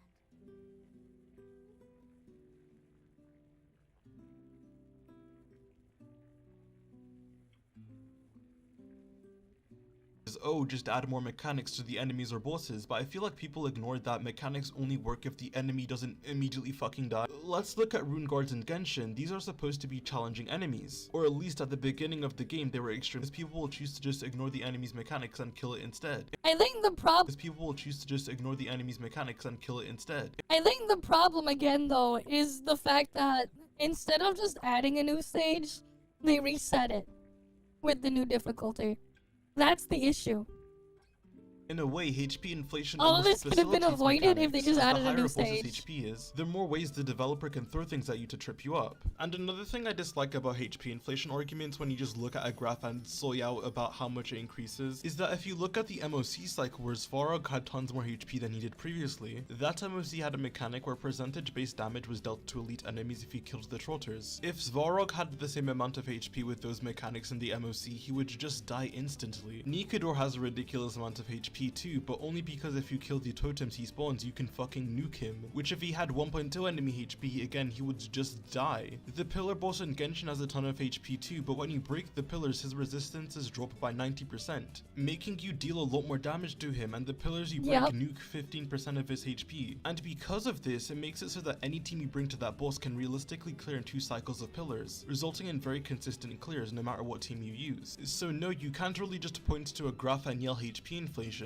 because in isolation it isn't even really a bad thing. And Hoyoverse continues to add mechanics to these enemies or endgame modes that justifies why the HP has to increase in the first place. And speaking of mechanics, let me just rant about the Natlan enemies, as this is also something that's been discussed horrendously even by Genshin YouTubers, as well as those outside the space that don't understand how these enemies actually work. Every single one of these enemies is extremely manageable with or without Natlan characters or specific units. If not, using the less popular options can even just be better than what you'd think. Starting with the Pyro Dinosaur, which you apparently need a C6 Yulon for. But this looks awful. This looks like something like if you don't have Farida, maybe like C6 Yulon can take it out. The boss doesn't stay in the sky. The gimmick is that it will fly down and spawn 2 pyro blooms, and you have to take out all of the blooms for it to stay on the ground so you can rail on it with elemental application. Furina having your pets that automatically target the dragon is nice, but it's not a sole requirement. And Jingcho, of course, has the fastest Hydra application in the game, making it much easier with him. So even fucking Barbara could do this effectively. This is just an application check, which is the exact same thing for the Papilla. It's not a Natlan check, it's an elemental application check. Hyperbloom teams destroy this, double Hydra teams with Jingcho destroy this, burning teams destroy this, which don't even need Emily to be good. You can play quick burn setups with Nahida.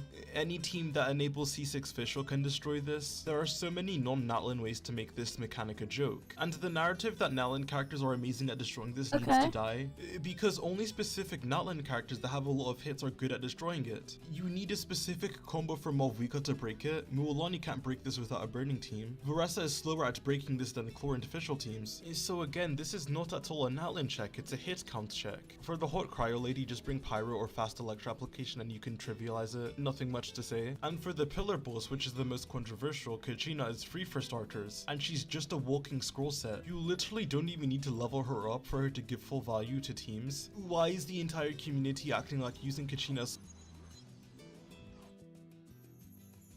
I mean, the problem is, I'm like trying to like run it off of like another computer, and it's just a pain. It's just a pain because I'm like having the stream run off with a completely different computer. I'm not running the thing on the same machine.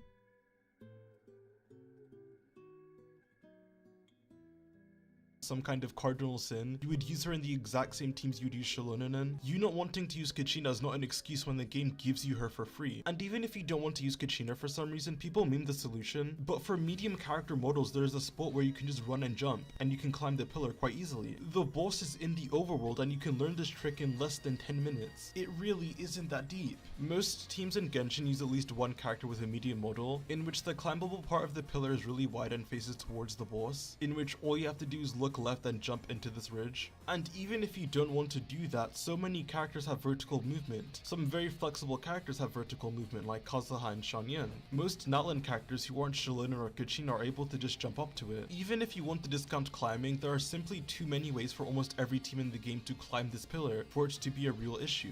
But that's all I have to say regarding the Natlan enemies. Because of the release time of this video, I was going to bring up how St. Tontus completely misrepresents the miasma mechanic in ZZZ, making it sound way worse than what it actually is, but so many creators have clowned on him, so I don't see the need. I was going to discuss power creep in a lot more depth, but to be honest, this video is getting way too long, so I will just try to sum up my thoughts very briefly so we can all move on with our lives. In the big 3 Hoyoverse gachas, especially with Genshin and ZZZ, power creep is almost a non-factor for these games. You can say things like Miyabi and Mavuika are so much stronger than everyone else, but as a pattern, characters like these are very rare and relegated to very important lore characters. On top of the fact that you never really need the type of damage a Malvika or Miyabi brings. Malvika being 30% better than Arlecchino doesn't matter when Arlecchino can still make the Abyss a joke. Miyabi being stupid OP doesn't matter when there are people using free-to-play billy comps, dominating the game, while not even using the full allotted time for a max clear. You can say power creep exists, but in isolation it isn't really a problem. Genshin very often goes back to buff older units and archetypes through newer characters. Zenless didn't even really have a power creep problem as the older units are still viable, with a free A rank being one of the best supports. And yet they still buffed Ellen despite her clearing content fine. And HSR, which in my opinion did have the most issues with making characters obsolete, is also trying to rectify its issues by making older units stronger, as well as the fact that it also constantly buffs older units with newer supports, allowing a majority of the older DPS to still be viable. Herta clearing 2 cycles faster than Jinglu doesn't really matter if you're still able to earn all the rewards with Jinglu. At that point you're just baby raging that your favorite character isn't as strong anymore, and not with the reality that you aren't being locked out of anything.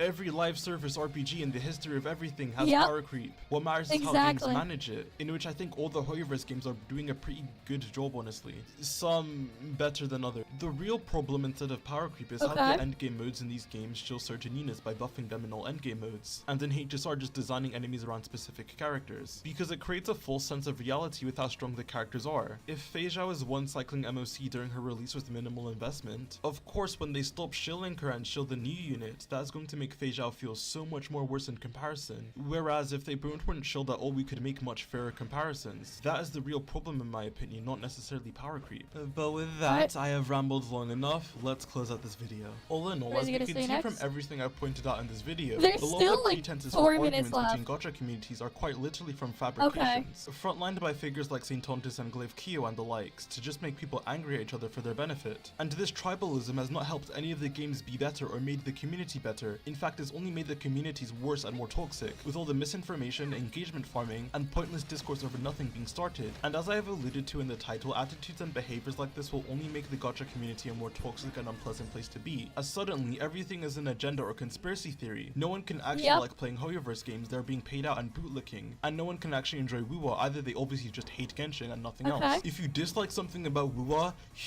you better hope you have never mentioned Genshin ever, because instead of people actually discussing your complaints about the game, you have now been labeled a Hoyoshill sent to ruin the image of the innocent Kuro games, sent by the masterminds of the XJJ, and be prepared to receive personal attacks instead. These types of attitudes in the gacha community either just lead to toxic positivity or toxic negativity for both sides, with people unable to actually engage with any actual criticisms or positives about the game, which is obviously bad, as players don't know what issues to rally against or what to actually celebrate. Now, with the issues in the community I've laid out, there's really only one resolution on how to get the bad actors out of it. Saint Tontis has pretty much just become the lol cow of gacha games, with people realizing how much bullshit he spews, leading to his videos being mass disliked. But dislikes don't actually do anything. We're still clicking on giving watch time to and engaging with content like this, which gives people like Saint attention and views. Then he can also cry about how he's being a victim even though he's the one who shot first. People like this only care about attention and making money, and as I've proven over the course of the video, don't actually give a fuck about what they're saying. They just want all the clicks and attention no matter how bad it makes them look. So you simply just have to block and ignore horrible videos and obvious rage bait posts. On YouTube you can click on a do not recommend button, and on Twitter and Reddit you can just block accounts that serve to just engagement farm. And once clowns like this realize that they're getting no attention, they'll move on to where else they can grift about. And if anyone watching this happens to be in the Gacha Police Twitter community or is an avid watcher of these engagement bait channels, I just want to tell you that these people do not give a fuck about you or what you're passionate about. It may be nice to hear figures in the community validate what you like and dislike, but they know that and they're using you and exploiting your passion for money and attention. Like, dislikes help them. They don't care. People that actually cared about your interests would not spread so much misinformation and pump out tons of videos where they haven't even done the bare minimum for research. People that actually care about your interests also do not try and weaponize you against every person who disagrees with you and tells you to disregard their opinion. These people are trying to make you angry and upset and constantly paint themselves and you as victims, while they profit off of your time and money and you get nothing in return. I really believe you guys are more intelligent than that, and if after this video you still want to play into this petty tribalism just because you dislike a game or like one more than another, I hope these creators online continue to play in your face as they make you look like clowns and profit off of you. You deserve better content and content creators in your community. A lot of gacha games have tons of small creators that are really passionate about aspects of the game, which is why I've tried to highlight certain creators here. So go out and find channels like that instead of the loudest and dumbest idiots that could care less about your hobbies. If you want the tribalism to end and the gacha community to stop speedrunning itself into a toxic wasteland, you have to be the first thing to change about it, and hopefully everyone else will follow. But with that, I have nothing else to say, so thank you guys so much for watching, watching, and special thanks to all my Yep. channel members. I love you all so much and you mean the world to me. This isn't my regular type of content. I'm normally a Genshin TC, so I won't do the whole like, subscribe, and comment spiel here. So I'll be seeing you guys on the flip side. Peace. And then this is why, you know, St. Tontas's response, like someone mentioned earlier, is just to call him names and call him something that he probably is not. He probably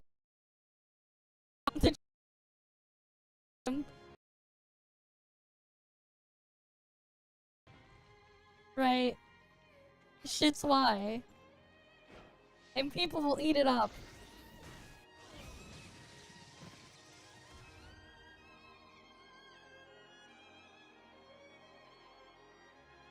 Oh, what was this?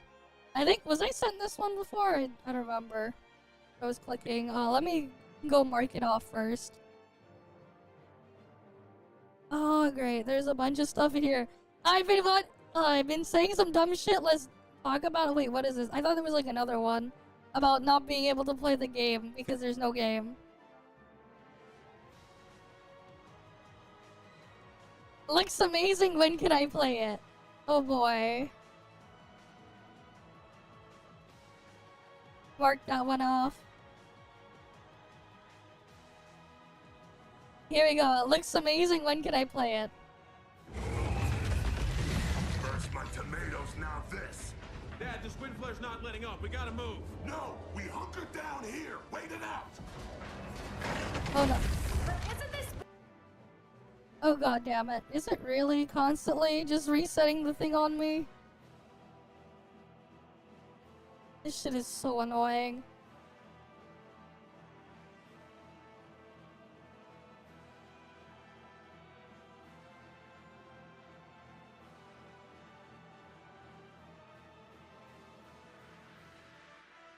Whatever. Building a little wooden? It'll hold. Are you sure about that? It'll hold. Shit! Condor, coming in!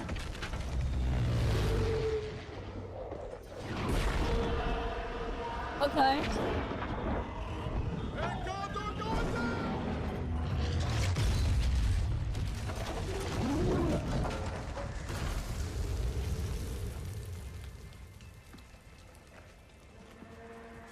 I don't know what the hell the point of that cutscene is, but okay.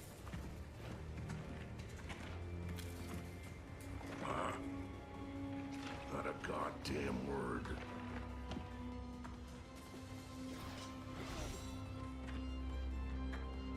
You're saying, Flip claimed Saint kept, Version 2.4 of claims Wuthering called him that Waves, name? Yep. the banner release of Cartithia, and the grand opening of Septimont to us eager rovers has certainly thrusted WoWa's mainstream appeal back into the limelight, as its visuals, story content, and gameplay on offer could rival that of a new X.0 release for their darling gacha game.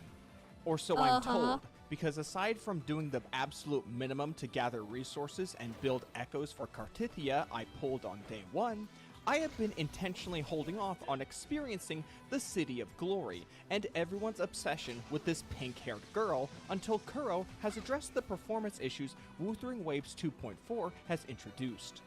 Immediately upon launching the game for the first time after the update, excluding the obvious hitching from Shader Ring compilation of course, the drop in frame rate was atrocious in Rinasida alone and would only get progressively worse upon entering Septimont and going further in towards the city capital of Capitoline Hill.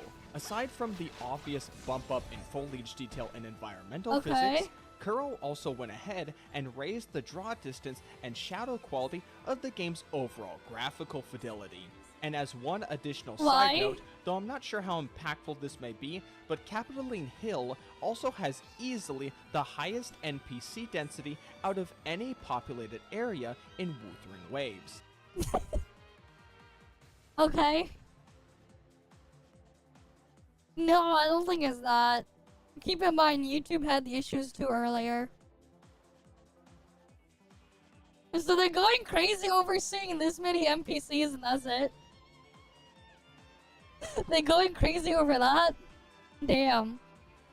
These screenshots alone I am showing don't capture just how many NPCs there are in any given area. Not like they do My anything. current system I play games on is an i5 13400F with 16 gigabytes of RAM and an RTX 4060. How much At VRAM on that 1080p 4060? With all graphical settings maxed, some ray tracing settings enabled, but not all of them, and no DLSS because ghosting effects can go to hell, I cannot achieve a consistent frame rate of 60 FPS.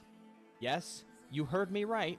Not 120 FPS, Yep. not 90 FPS, but I cannot achieve 60 FPS in Yep. 2025 on a game meant to be played on a person's phone. Beyond Yep. the frame rate issues, I have also fallen victim to a series of game crashes just a week before the release of 2.4. It's not like he's missing out on anything anyways. He's not missing out on anything, it doesn't matter. Tied to ray tracing that I still occasionally get at complete random. Another issue which has yet to be resolved for some time now. And no, I refuse to disable ray tracing or roll back to an older driver version. Why is that? Because I have a zero tolerance rule against technical or performance issues in gacha games. These games Yep. are designed to manipulate their player base as often as possible into spending large sums of money Yep. on their games. As such, Okay. I expect a level of polish and quality that would give early 2000s Nintendo a run for their money at minimum. We're not talking about some $15 Except here's the thing, man. He's talking about only perceived quality, not actual game quality. You go look at what's actually in the game and you realize there's nothing in there. He just wants it to look that way. Steam game made by a small group of people with no previous work experience. We are talking about a studio that is over 10 years old with well Okay. over 1,000 employees and the financial backing of Tencent. If you don't think performance matters or that players should be responsible for finding a fix themselves, I want you to give me one example of a successful modern gacha game that makes these same mistakes with performance. I'm not saying Tower of Fantasy would have been a massive hit, but it surely would have lasted much longer in the mainstream gacha space had it not been the technical disaster it was at launch and even further into later game versions. If you ask me, video game graphics reached their height in the late 2010s. Over the last 5 years of the 2020s, there has been a very clear case of diminishing returns combined with a rise in hardware costs and a decline of PC optimization. A huge positive gacha games have is their focus on art style and visual flair over hyper-realistic visuals, allowing for an audience of players with lower-end machines the ability to experience their games, and more It's not like importantly, they're missing spend anything. money in them.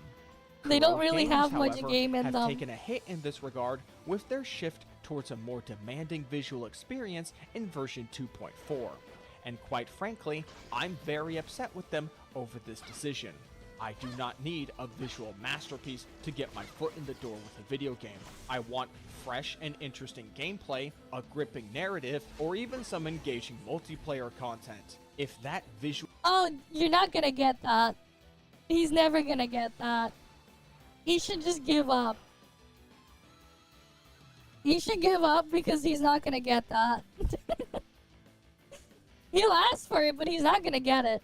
Visual masterpiece comes at the cost of my experience playing a video game, an entertainment medium that is defined by its interactivity, then you can keep it to yourself, because I do not want it. At this point, 2.4's performance is just another example of Kuro Games failing to deliver an acceptable product to its customers right off the heels of the boring, lackluster patch that was version 2.3. Yep. However, unlike version 2.3, this is a patch I actually want to play, but I cannot with these glaring issues. I'm hopeful that performance optimizations can get here soon, seeing as how the recent PlayStation 5 technical issues all Again, he's not missing much considering what? He's not missing much considering this is what he's missing. You can AFK this, no need to press any buttons. Wait, surely I need to press like here though, right? No. That's what he's missing. He's not missing anything. Wait! You don't even have to click! What? What? He's not missing anything. Alright, gamers. I'll be right back.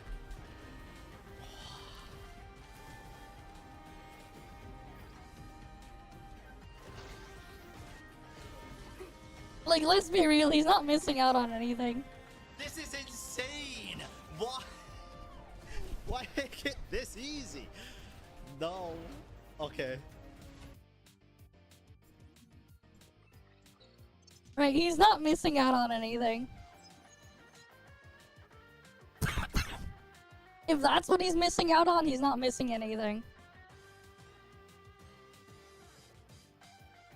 Right, like, he's not missing anything if that's what he's missing out on. Also introduced in this patch, have allegedly just been resolved a few hours prior to this script being written. But right now, the City of Glory remains as yet another black mark on Kuro's handling of Wuthering Waves. And for the record, yes, I am sure this content update easily blows 2.0 of Zenless Zone out of the water, but why would I care how good a patch is if I can't fucking play it? And with that, I have said all I really wanted to about the performance issues of version 2.4 of Wuthering Waves. Now, yeah, I mean, like, the reality is, why the fuck you playing this shit? Go play Stellar Blade instead. You'll have better time playing Stellar Blade instead. You'll have a way better time playing Stellar Blade instead anyways. I actually saw this, wait, no, which one was it? This thing before. But we can look at it again after. Let's see what else is here we can go grab.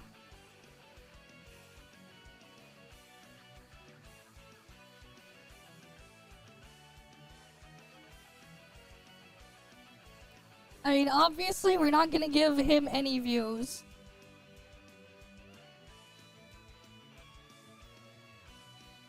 That's who posted it, we're not giving him any views. Right, like, we just gonna you're just gonna be like, no. Okay, Paimon got new voice, cool, yeah, cause the voice actor got, thing. Who the hell is this? I don't know what the fuck this is about, but sure.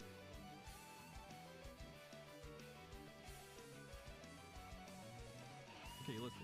I don't hate Ethan or anything. The only thing Ethan is guilty of is looking at something and generalizing it without Because he's a going hypocrite. into, like, detail, right? Well, he is a lot of people are guilty too. of this in the Dutch community, and it's just insane to me, right? We all know how YouTube works. We all know how YouTube works. We've all been small content creators, right? And we get it. We know thumbnails are a big part of driving views. Okay. Like, why are we acting like this is a big issue? This is insane to me. If you would have brought up the Captain Cabinet shit, like, maybe that's like a leg you can stand on, but like, this entire video is speculation on why the Hoyo community gets offended when someone from outside of the community says your game is shit, or your game's gonna die because of this. That's all that was. And this was just a response because of the death threats in my Where's the DM thing in and here? weird ass people from that said community. Obviously it's not everyone, but when the streamer is fueling it rather than being like, okay, It's just lazy reacts, let's not okay. do that. Well, we'll just keep it on as background noise while I go grew up during the Halo 3 do this shit Modern here. Warfare 2 era. Watch this video. It's in horrible quality. This is 13 years ago. I grew up during that area talking shit to people in tournaments back during Halo. So, like, this is nothing like new to me. This is child's play, honestly. Like, so even like calling me soft's insane because, like, how I guarantee you a lot of these people couldn't deal with people talking shit to them IRL, face to face. Like, what would you do? Like, I don't know, it's just insane to me. And as far as the They can have a face-to-face face-off. He didn't say that. He didn't say I don't know that. who Guess these what, are though? anyways. Guess what, though? I just get sent this Title, shit. I found a rat. Thumbnail, fuck Tectone. Guess what? More clicks. Fuck Asmongold. She didn't say that. She didn't say that. I didn't watch the full video. Maybe she did. But I highly doubt it. I highly doubt it. Guess what? Drives clicks. 250,000 views. More than the 250,000 views. Like, what are we doing? It's just insane because, like, he ends up saying something like, Loki Harvey used to be in my chat and I just don't know what happened to him. Like, I'm just like, what do you mean? I'm the same person. Am I not allowed to clap back when someone comes after me? That shit is mad weird. Anyways, Arikado made a video. I don't know why he included me in this video, but let's get right into it. Let's react. Again, I don't know why I was sent this shit. Several drama subjects already, and I thought for my next video, I wanted to discuss gacha drama in a more general sense. Before I proceed, I want to make it clear that, yes, of course, I myself am not immune to drama and can also be criticized for my own behavior. So, please, be it viewer or creator, if you've got a problem with me, you're more than welcome to let it out. And it's freaking restarting again? Respectful and constructive with your opinions. God damn. That is how we work towards a healthier space in the overall. What the fuck is going on with my ISP, man? Commence the drama. Or in other words, contrary to popular belief, it's not just because I have an ego about it, but it's also because I have both the experience and the commitment to gacha games to call myself such, which many people out there who recently came across my videos in the last couple of weeks seem to lack the mental capacity to comprehend. Sorry, did I say I wasn't going to be as aggressive in this video? I lied. I'll keep it to those certain individuals, though. Drama is not Wait a exclusive minute. to the social media. Wait. Loki Gacha? Yo, am I an algorithm boost? Yo, there's no way I'm an algorithm boost. Ain't no way. Yo, I'll take that. Saint's definitely an algorithm boost. EO's probably an algorithm boost. That's fucking hilarious. There's no way I'm an algorithm boost. Not a chance. Media spaces of gacha games. It's everywhere. This extends to its viewership as well. Even if you have no personal stake in a drama subject, people are still drawn to seeing the conflict unfold and where the two sides will be heading by the end of it. Though to keep the conversation within the boundaries of the gacha space, Yeah, he wants a piece of the drama, viewers. more so than in other spaces that can breed drama. Gacha gaming as a community is already something of an excommunicated group of people when compared to the wider online space, both in video games and in a general sense. Add on top of that, how gacha games are designed to prey on those with mental vulnerabilities, such as parasocial behaviors, Exactly. and sunk cost fallacy, be it money or time. The first biggest issue we see that cultivates so many drama channels is that content creators are financially motivated to defend a game or farm drama. Each respective gacha game will have its concentrated group of individuals looking to spread toxic positive messaging about their game to ensure its long-term success, and of course, a healthy community. It's quite common for this group of people to just come out of nowhere if creators post videos that speak positively of their game. I mean, if the game was truly good, they wouldn't have to go after and defend it, man.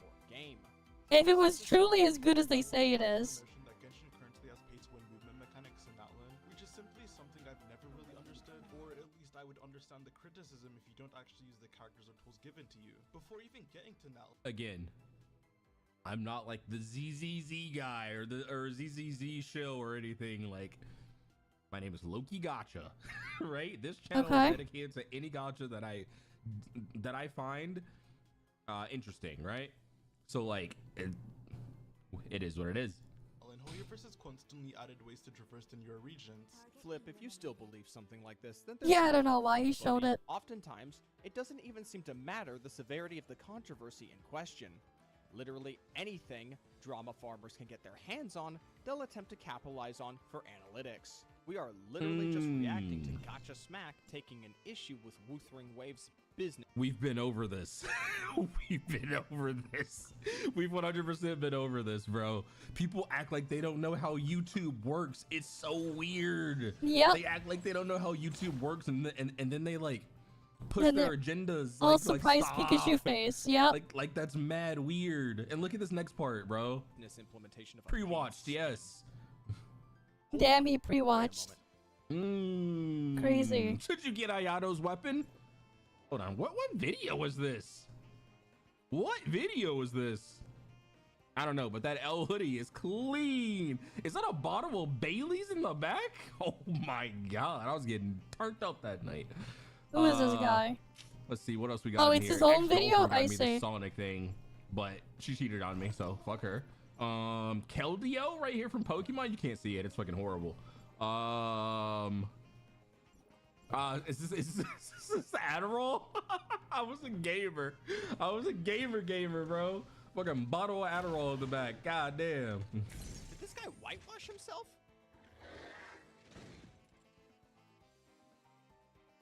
The fuck? Also, like, Saint said the same thing on stream. Like, you're not unique. Like, you didn't come up with this yourself. You're literally just parroting something Saint said. So many people from Saint's community just parrot everything he says. It's insane.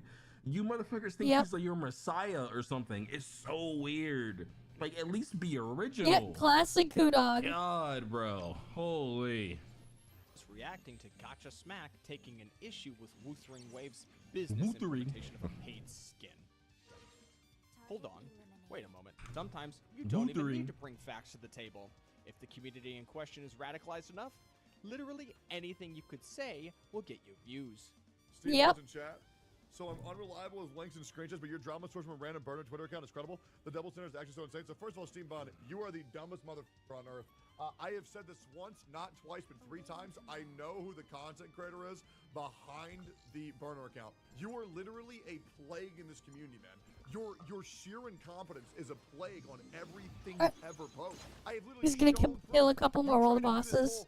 Catch me in this hypocrisy, but you're Okay. wrong. You don't check sources at all. You don't get the information that you're talking to.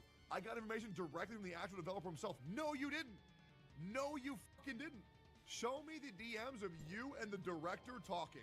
This is you talking to the developer. So you know Chinese, and you don't think that if, let's say, talking to the developer,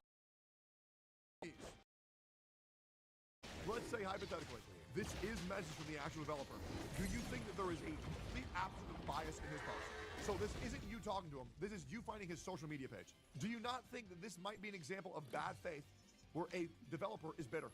Let's say you are correct. You have ruined your own credibility so much, I wouldn't even want to believe you, even if you were right. Polio has a track record of screwing over their own employees. Okay. Isn't this an employee for Kuro Games? This guy's post have 5,000 upvotes on the most toxic Hoyo shill subreddit on the platform. I don't know where this is from, but apparently Steam Bun's like cooked. I don't know. That's what I've heard though. But I'm not the type of person to like hear something and just run with it. So I don't know. I'm just killing a couple world bosses. We're gonna go do at Night Abyss in a couple minutes. So which is it? Because After this react, we'll switch to do at Night Abyss. 30-second period, you have already spread misinformation in 30 seconds. This is why you're not credible. It's an issue with Kuro. Then why did you say Hoyo? Just get the fuck out of my chat. This guy's an idiot. Use Google Translate to translate a social media page. Holy fuck. The fact that people take this guy seriously is insane. This guy is the biggest Hoyo shill on the planet. All he does is shill. He's a legitimate shill. Wait, is this YouTube actually just say Hoyo shill in it? Planet. They're not released yet. That's next week. Wait, it really? That's like not a joke. Oh wait, in DNA, no, I haven't. I only went in and did my dailies for the past couple of I've never days. watched the Steam Bun video, so I have no idea. Maybe it's a giant Hoyo shill. We haven't done that much yet. What character is that? It is embarrassing. The second biggest issue we see with content creator drama is that no one wants to hear each other out. Yep. In most cases, the CC in question is firmly entrenched in their own viewpoint. Oh my gosh, this is gonna go to the freaking... I haven't seen up to this part. I already know this is gonna go to the Gotcha Smack. Or no. This is gonna be the Saint versus Pokey thing. It's a 4-star character, with really? Smack. mediating, and it's true. I mean that's more of a do you know the thing, name? honestly. He never hears anyone out when there's an opposing argument. Even when he had the whole ZZZ thing versus Kate, like some people say Kate went like too soft on him, but like you can't change someone's opinion when it's just totally engraved in just bad. It's just a bad faith argument. Like there's nothing you can do. You can't change someone's like side. If they truly believe what they believe, they're not gonna listen to you at all. And I swear it's only the gacha community that's like this. It's insane. It's actually wild. Yep.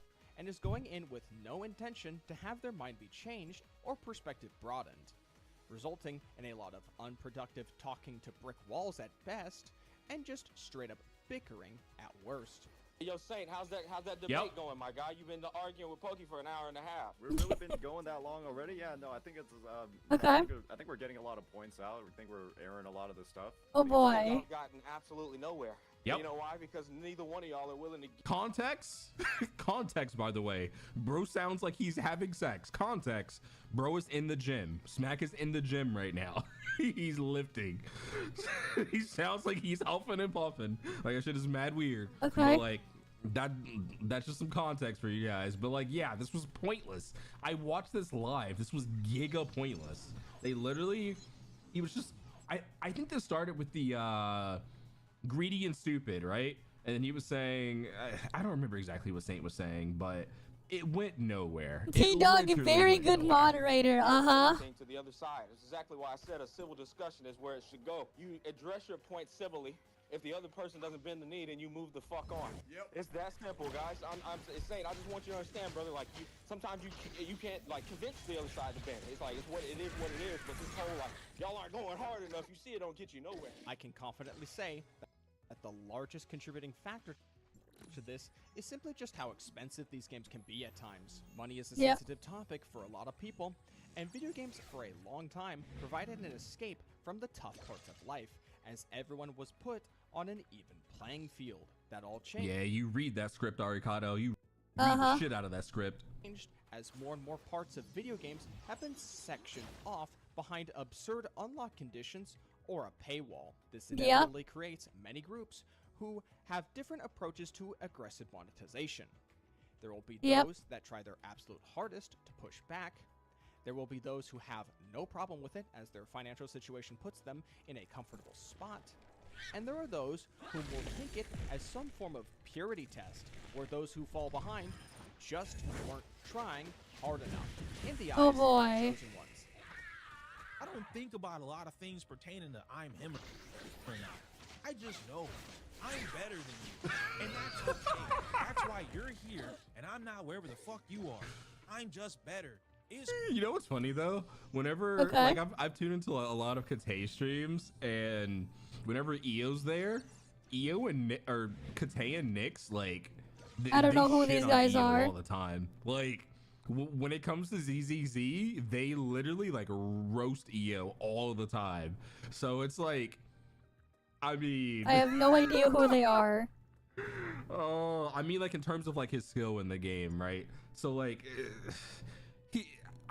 yes, they're called Rhythm. I don't think I have them. Elitist for sure, but he really does get little bros. Yeah, I don't think I have them. Communities for sure. Cool. Enjoy the show. The last, and in my opinion, the most damning aspect of gacha drama I want to talk about is he's that lagging so hard. Yeah. Behave themselves in this space. Having disagreements is one thing. Not seeing eye to eye is one thing. But I don't know how my stream is handling up though. Out only makes any given situation worse. And since I just explained how no one wants to make compromises with each other on ideals or perspectives, they now have to double down on those ideals with their emotionally compromised behavior to back it up.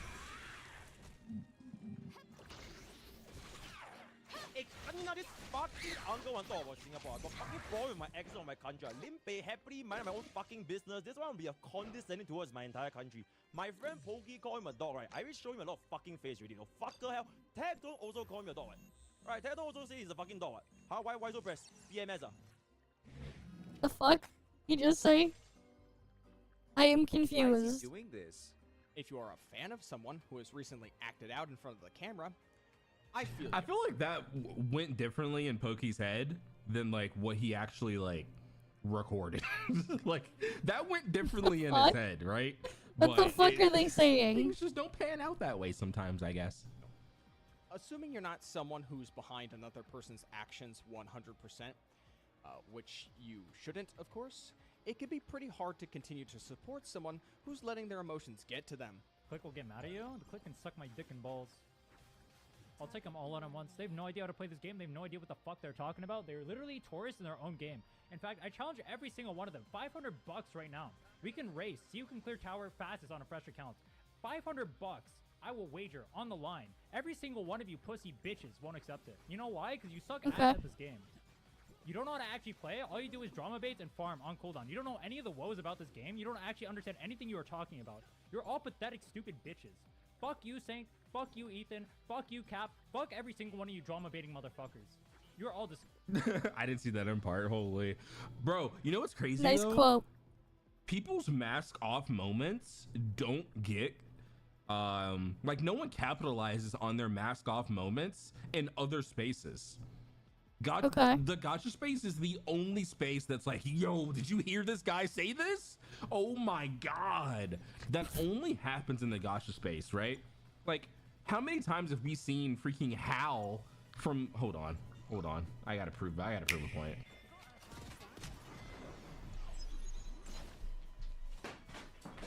How much longer is this? Okay, 4 more minutes. 4 more minutes. Cool.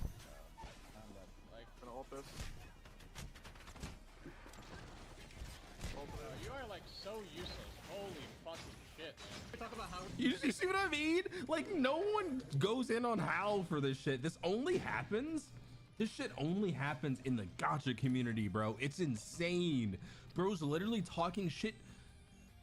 Granted, he's not on TSM anymore, but like, you're on an org where you're paid to play with these people, right? You would think it's almost like being infinitely sponsored, right? Yeah. You would think like it would be more of an issue if you were to like blow up on your teammates who you're supposed to have camaraderie with, right? But like, it's treated as a nothing burger in other communities. It really is. When it comes to the gotcha community, though, if someone has a mask off moment, that shit is instantly clipped and shipped. It blows my mind. disgusting to me. Fuck you, Tectone, too, especially. Holy shit. Let's make it clear right now. Fuck them all. And since there are a lot of CC communities that are effectively echo chambers, having an environment where your speaker is led to believe that they can't do no wrong, it's only a matter of time before they say or do something that should have never happened had their emotions been in check. Guys, I feel like we have to unban him, because if we don't, he's gonna find another hobby, and I feel like that one might involve an AR-15. Really? And a public gathering space. Really? What? Really? Like, gee, I wonder if that's his hobby. Is crazy. Jesus Christ. Offensive? You said I would. Oh, I didn't say that. Whoa, whoa, whoa, whoa, whoa, whoa, whoa. Whoa, whoa, hold up. Oh, I did not say that. Whoa. Well, he said he'd do that as a hobby. Whoa, I did not say that. Holy. How would we know? What? Whoa, whoa, whoa, whoa, whoa, whoa. Huh? Are we just making stuff up right now? Oh boy. Oh boy. So now we're trying to mass report after making stuff up? You said he would get an AR-15 and bring it to a public gathering. Yeah. Are shooting ranges not public? Really? That's his defense? Is bro saving face right now? What is going on? He's Stop saving it. face by calling him a shooting range. Only places you can bring an AR-15? It's a damn shame that we seem to fall in the same traps over and over, and it's never really going to end. At best, we could possibly see the drama conversations with time slowly get more and more broken up as more gacha games come out and communities get more and more split up, that the loudest voices have less and less power. Though I'm sure to many of you what I'm saying is a pipe dream, and nothing will really change. There will just be more flags being flown around, but just with different color options, as each sides tear each other apart continually. And with that, I have said all I really wanted to about drama content in gacha game communities.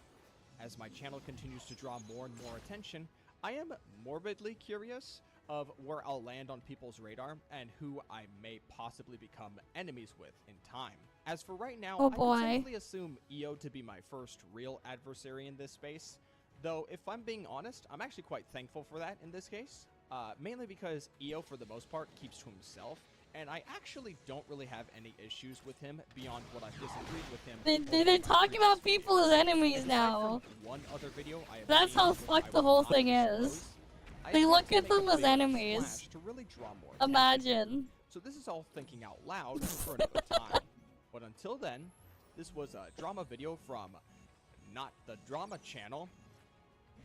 And I'm sure he's not a drama channel. He's literally talking about enemies. You guys think about that. Sure he isn't.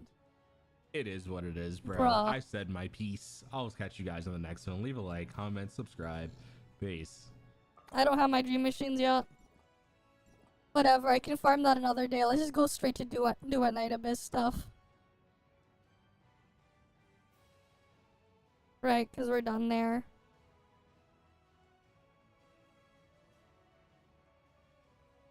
Right. Anyway, they're getting fucked, and then, yep, they need a vent. So they vent against each other. They're getting fucked, they need a vent, so they vent against each other. I think I'll just do more Duet Night Abyss story tomorrow. I'll just do my dailies today. I finished most of my weekly stuff and the event stuff anyways in ToF. So, like, we can slowly ease into it, because I think today I honestly shouldn't even bother to do that much, considering how unstable my stream connection has been. Right, like, my connection today has just been pretty bad. How many times has, like, Twitch thought I restarted the stream today? It's been pretty bad. Yeah, this shit's never gonna stop. They wonder why I have, like, no respect for a lot of them.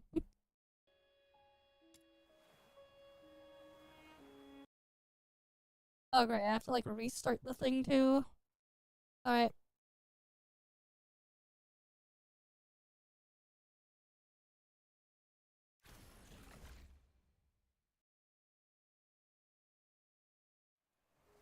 Yeah, I'll probably just play more of it tomorrow properly. And we just have a short stream again today with, like, only 3 hours or something.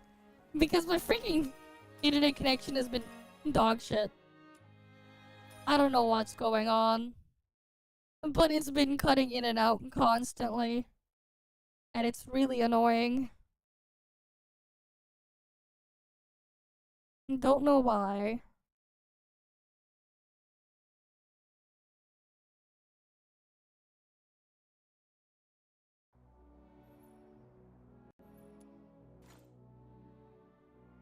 They mail us resources again. Just more of those. Because, like, I don't want to, like, ruin the story part when I stream it. Or at least I'm trying not to.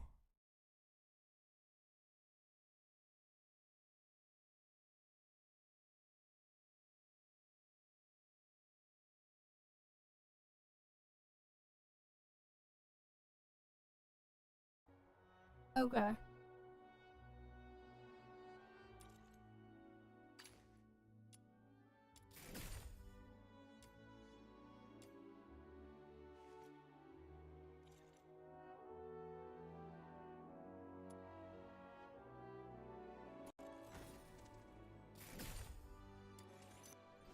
Right, because I need to unlock more of the stuff here. Also, if everyone is guilty, including you, talk shit about Genshin, here's the thing. You're at the point where, like, fuck it all. You don't like them? Yeah. Okay. Fair enough.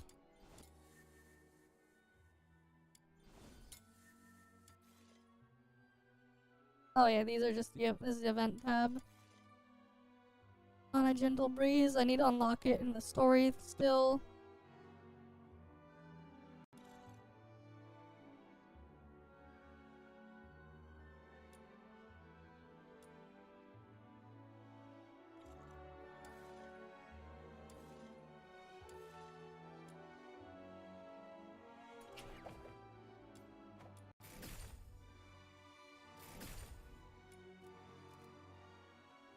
I think I'm just gonna go after...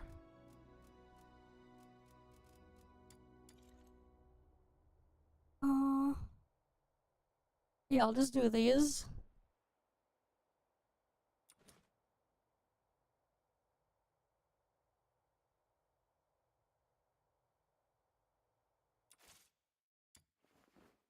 I knew you'd bring me along.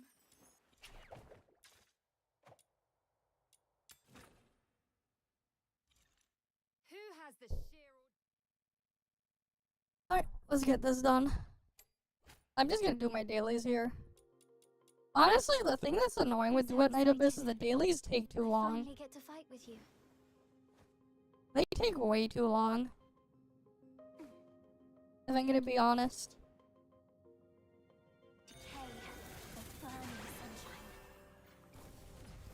Like, it'd be fine, more fine if they were just weekly shit and you just logged in every week, like once or twice a week, to do everything in a longer session than what we have in terms of dailies. I'll put out like a review at some point near the end of the CBT. We'll need to like go through everything though and see what they've changed fully. Yeah, I told you, like, I myself don't really watch much. The only things I end up watching from, if in terms of gacha content, is whatever you guys send me. If you guys don't send me that shit, I'm not gonna watch it. Like, I don't watch stuff outside of this crap. Like, I said it before.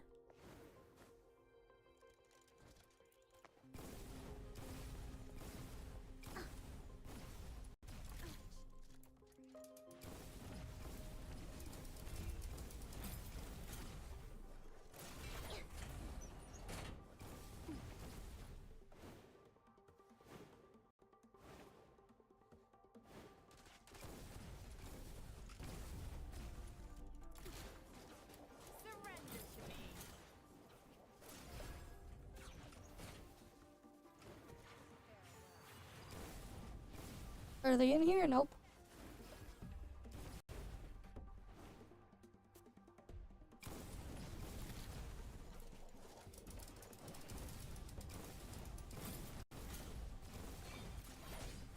Oh, I think I hear the target crying for help. It's that Sallow. How I wish to return that.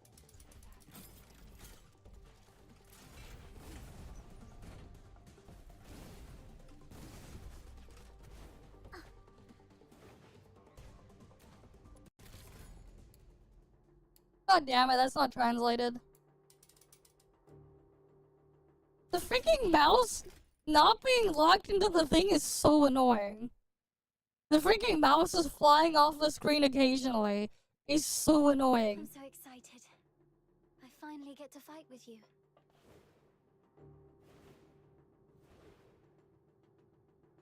I mean, if I had, like, actual more time, we could play, like, Stellar Blade and stuff, but I just... There's other shit we gotta do first.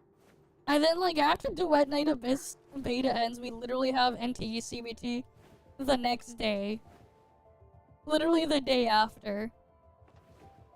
We have that stuff.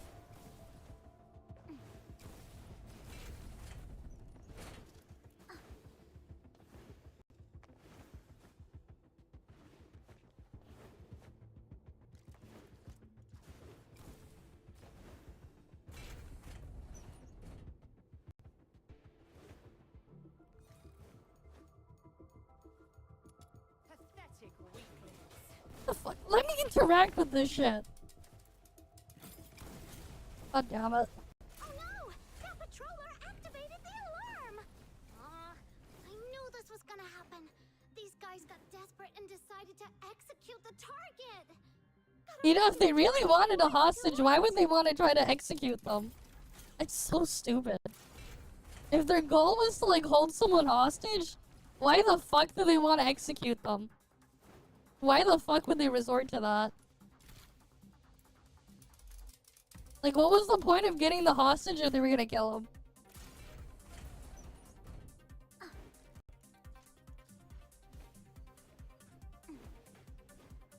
Oh, I think I hear the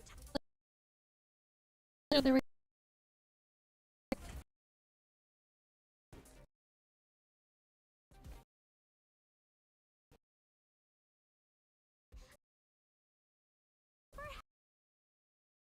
that cell over there.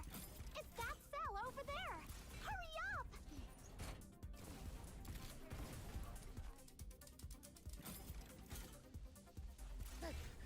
Stay away from me! Don't panic. We're fox hunters. We're here to save you. Oh,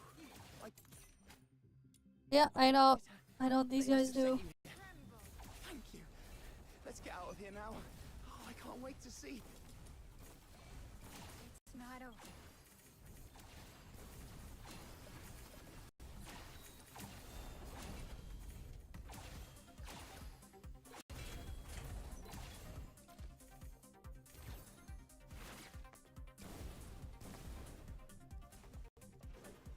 Break free from the cocoon.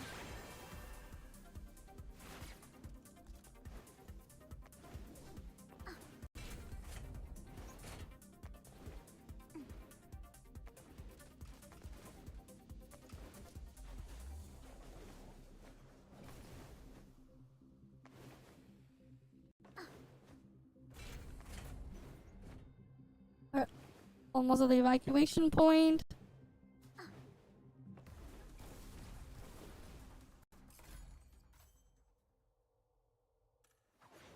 This journey will be etched Alright, in my that's been cleared. forever. I'll do it again.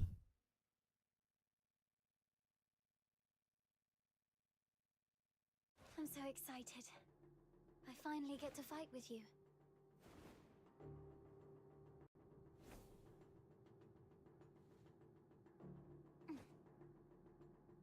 Alright, we need to go this way again.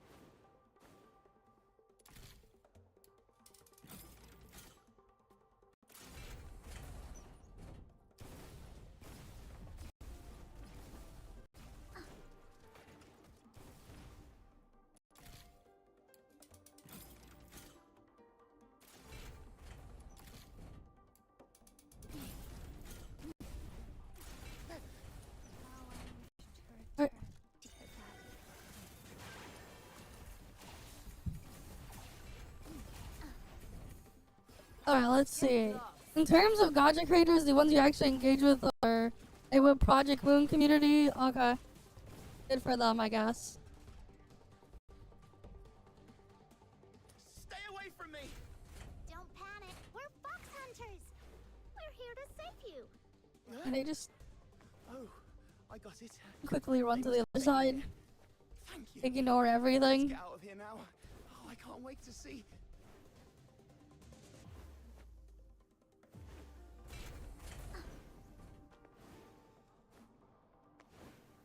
I'm just running to the end.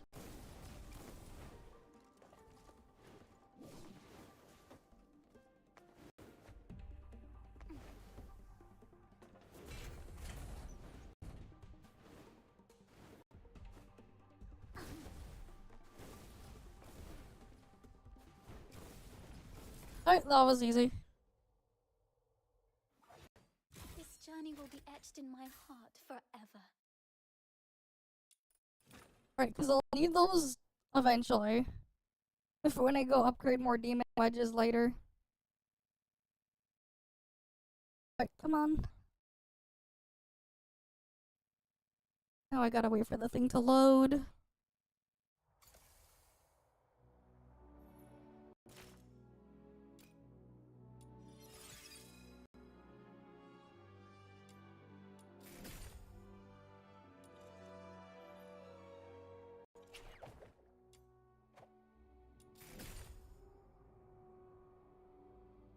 Alright, now I gotta do another one of these.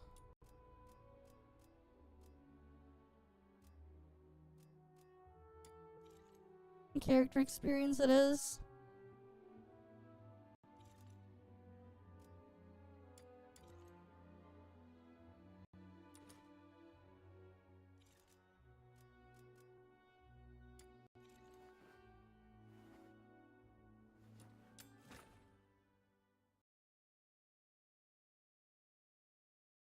Excited. I finally get to fight with you. Yep! And there you go, the freaking Twitch side gets restarted again. I don't know what the fuck is going on today. With my freaking internet, man. This is why we're just gonna, like, after I'm done with my dailies here, we'll just cut it short. Poison gas everywhere here. Our serum won't last long at this rate. They're shipped. Here come the baddies. According to the potion station's manual, we've got to take down enemies around it so it can collect the serum they carry. Ah, don't forget to grab the serum once it's collected. If we run out of serum, we'll have to bail on a mission. The manual's also got some gobbledygook, but I think it means fighting near the potion station can make us much stronger. Isn't Snow smart?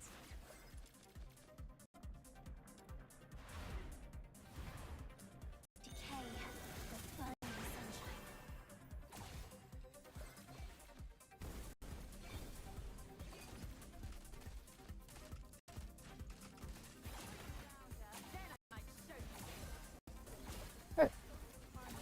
Show no quarter.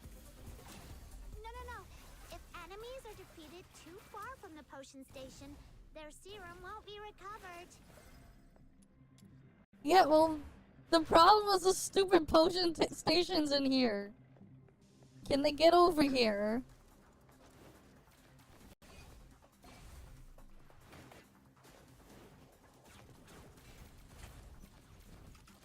They're too far away.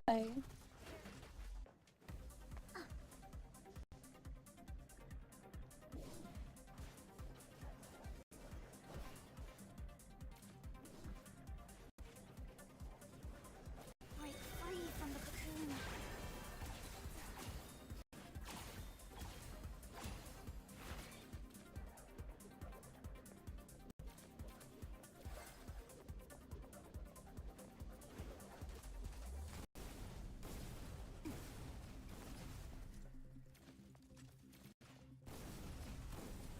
No. If enemies are defeated too far from the potion station, their serum won't be recovered. Decay, burning sunshine.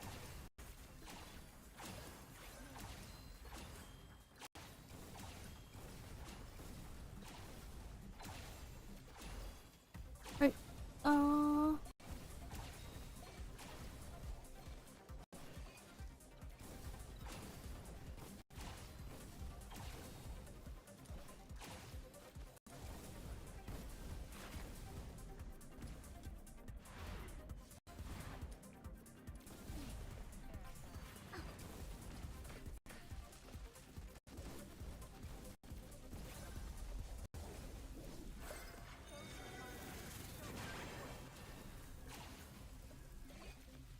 Surrender to me.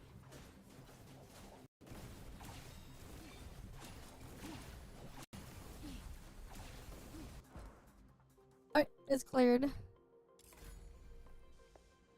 There I go. I spent my stamina. Journey will be etched in my heart forever. How far am I from the next from rank 25 anyways. And then I have to like do the story so I can unlock all the other modes. Because I haven't like unlocked any of the things yet.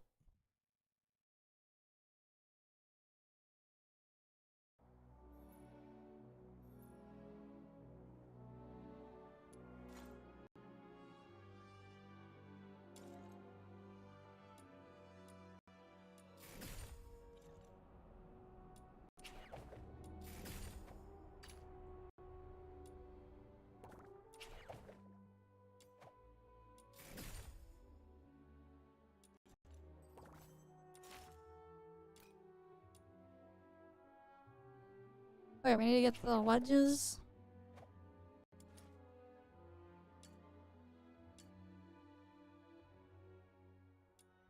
I'll try to farm them here.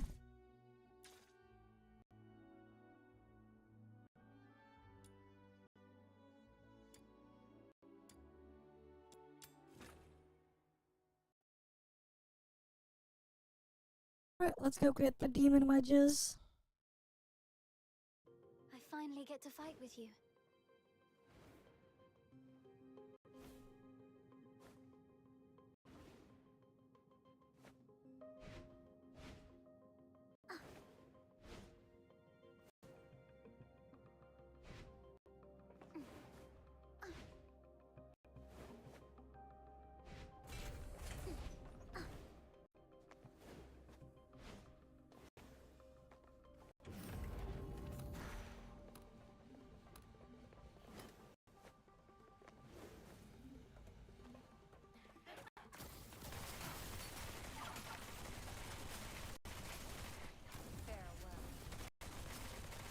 Blossom like flowers. Farewell. Blossom like flowers.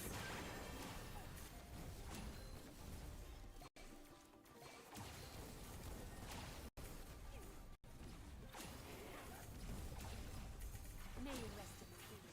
Scream louder, then I might show you some mercy. Oh damn it.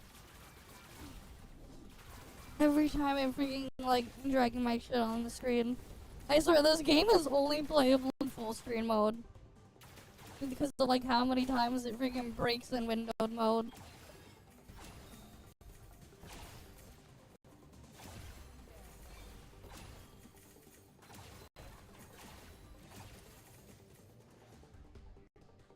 Fucking hell, it did the thing again.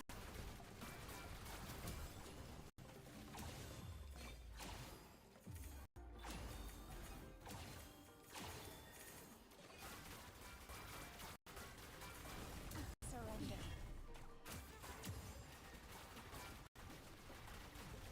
Oh, that's because I haven't streamed in like 3 days.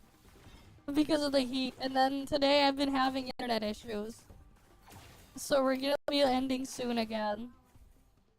We've just been having issue after issue, man. Twitch literally thought it restarted like 10 times so far in the past 3.5 hours.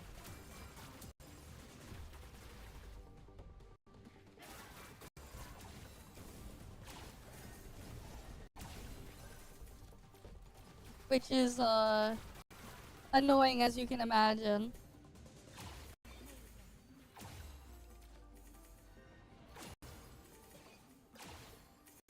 Hopefully tomorrow will be better.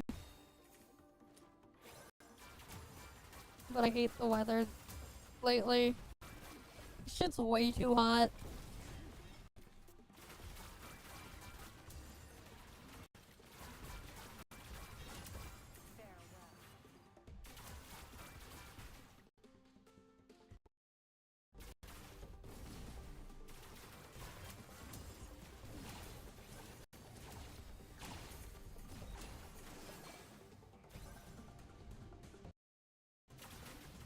God, this shit's so annoying.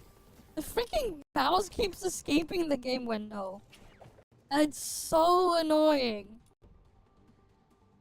And it keeps doing it, man. Those who harm you will be shown.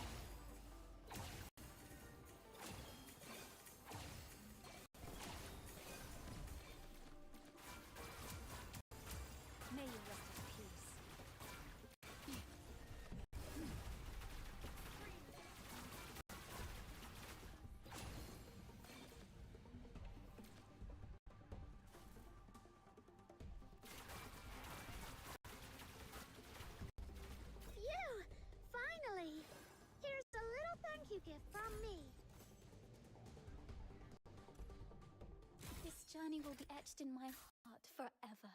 I've been having too many issues, man. Things have been a mess.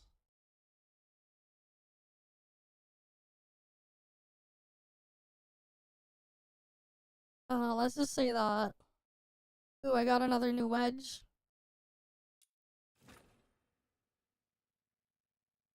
Yeah, I've been using that one because you can fly around. Pretty much that. I don't really have much of the other ones right now to mess around with. We haven't been doing that much because of issues I've been having lately. And I'm just blaming it on the heat. Shit's just too hot and everything, and I get more exhausted and stuff. This is just the beta, yeah. They've barely done much of the story. And I haven't unlocked all the modes yet. Those will get unlocked soon, but yeah. So I'm missing 3 of these lower tier things here. I'm missing some of these.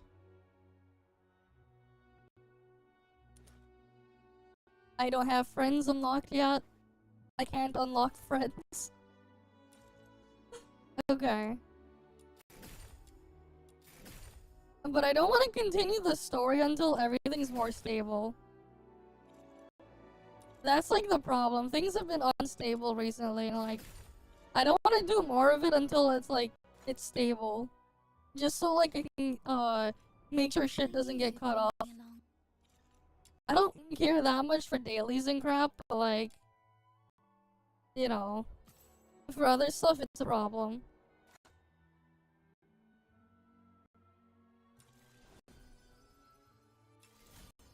I need more so I can pull the scythe.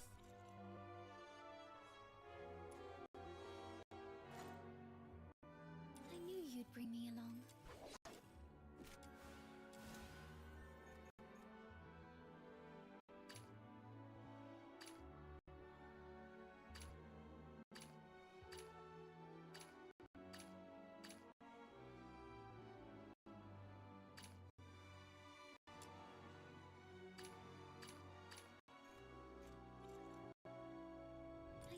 Bring me along. Yeah, these are the characters I have. Who's that one? That's Daphne. Randy. Outsider, Hellfire. Let's go. Yeah, I don't have the character that was mentioned earlier that has the swinging thingy or whatever that someone mentioned. I don't have that character. If they exist. Who would they be?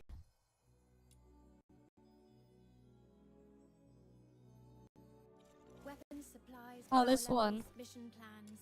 Check completed for the 17th time. Standing Leaps by. forward, dealing electro damage. Okay. They just jump forward with the thing here.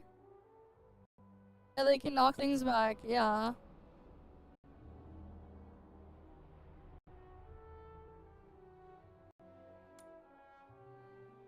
Can they like just straight up swing around? Or what? Or do they just leap forward a little bit?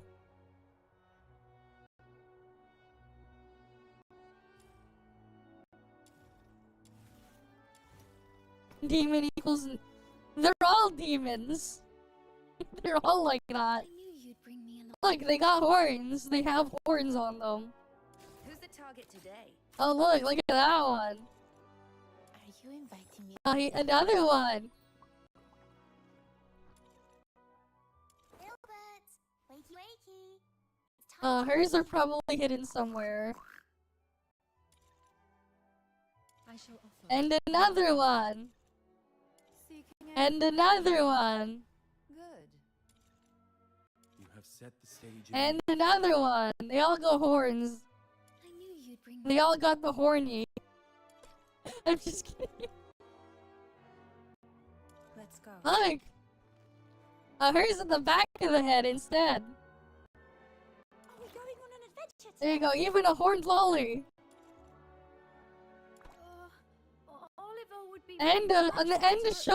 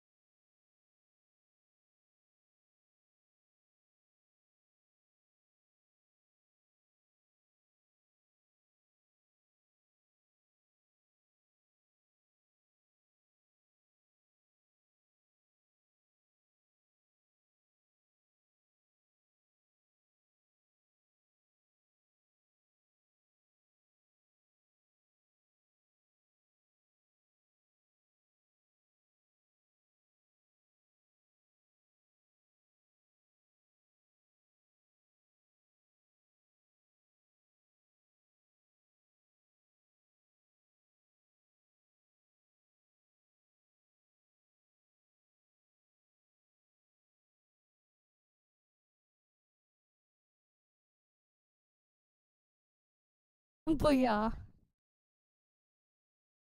Like I was saying though, well, we're just gonna end the stream off here for the night then. We keep having issues regardless anyways. So like, we'll just end off here. Hopefully we can find time to do it tomorrow, whatever, hopefully. Things will work better tomorrow. So we can actually play through the story here and unlock all the game modes. We're getting pretty close to unlocking the things anyways. I'm at trial 24. I literally just need like a tiny little thing to get to 25. And then more things can get opened up.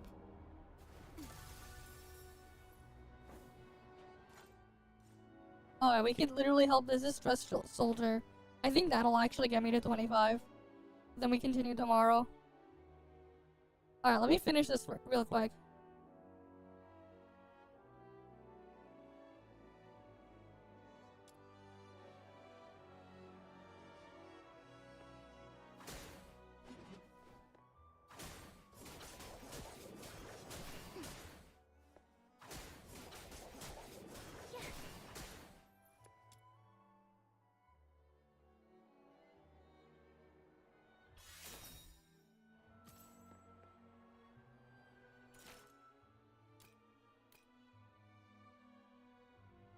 Need a dynamic quest.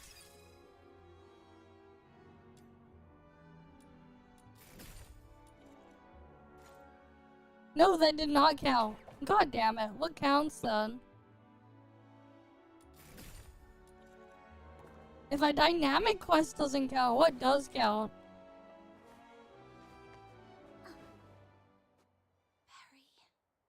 So much has happened today. You know, if I close it there, it'll probably continue back with the story when you like get logged in. We'll just continue that tomorrow then. But yeah. Like I was saying before though, as usual though, thank you guys all for stopping by. Hopefully we can have a better time tomorrow because today has been a mess. But yeah, I'll see you guys next time then. See you guys. See ya.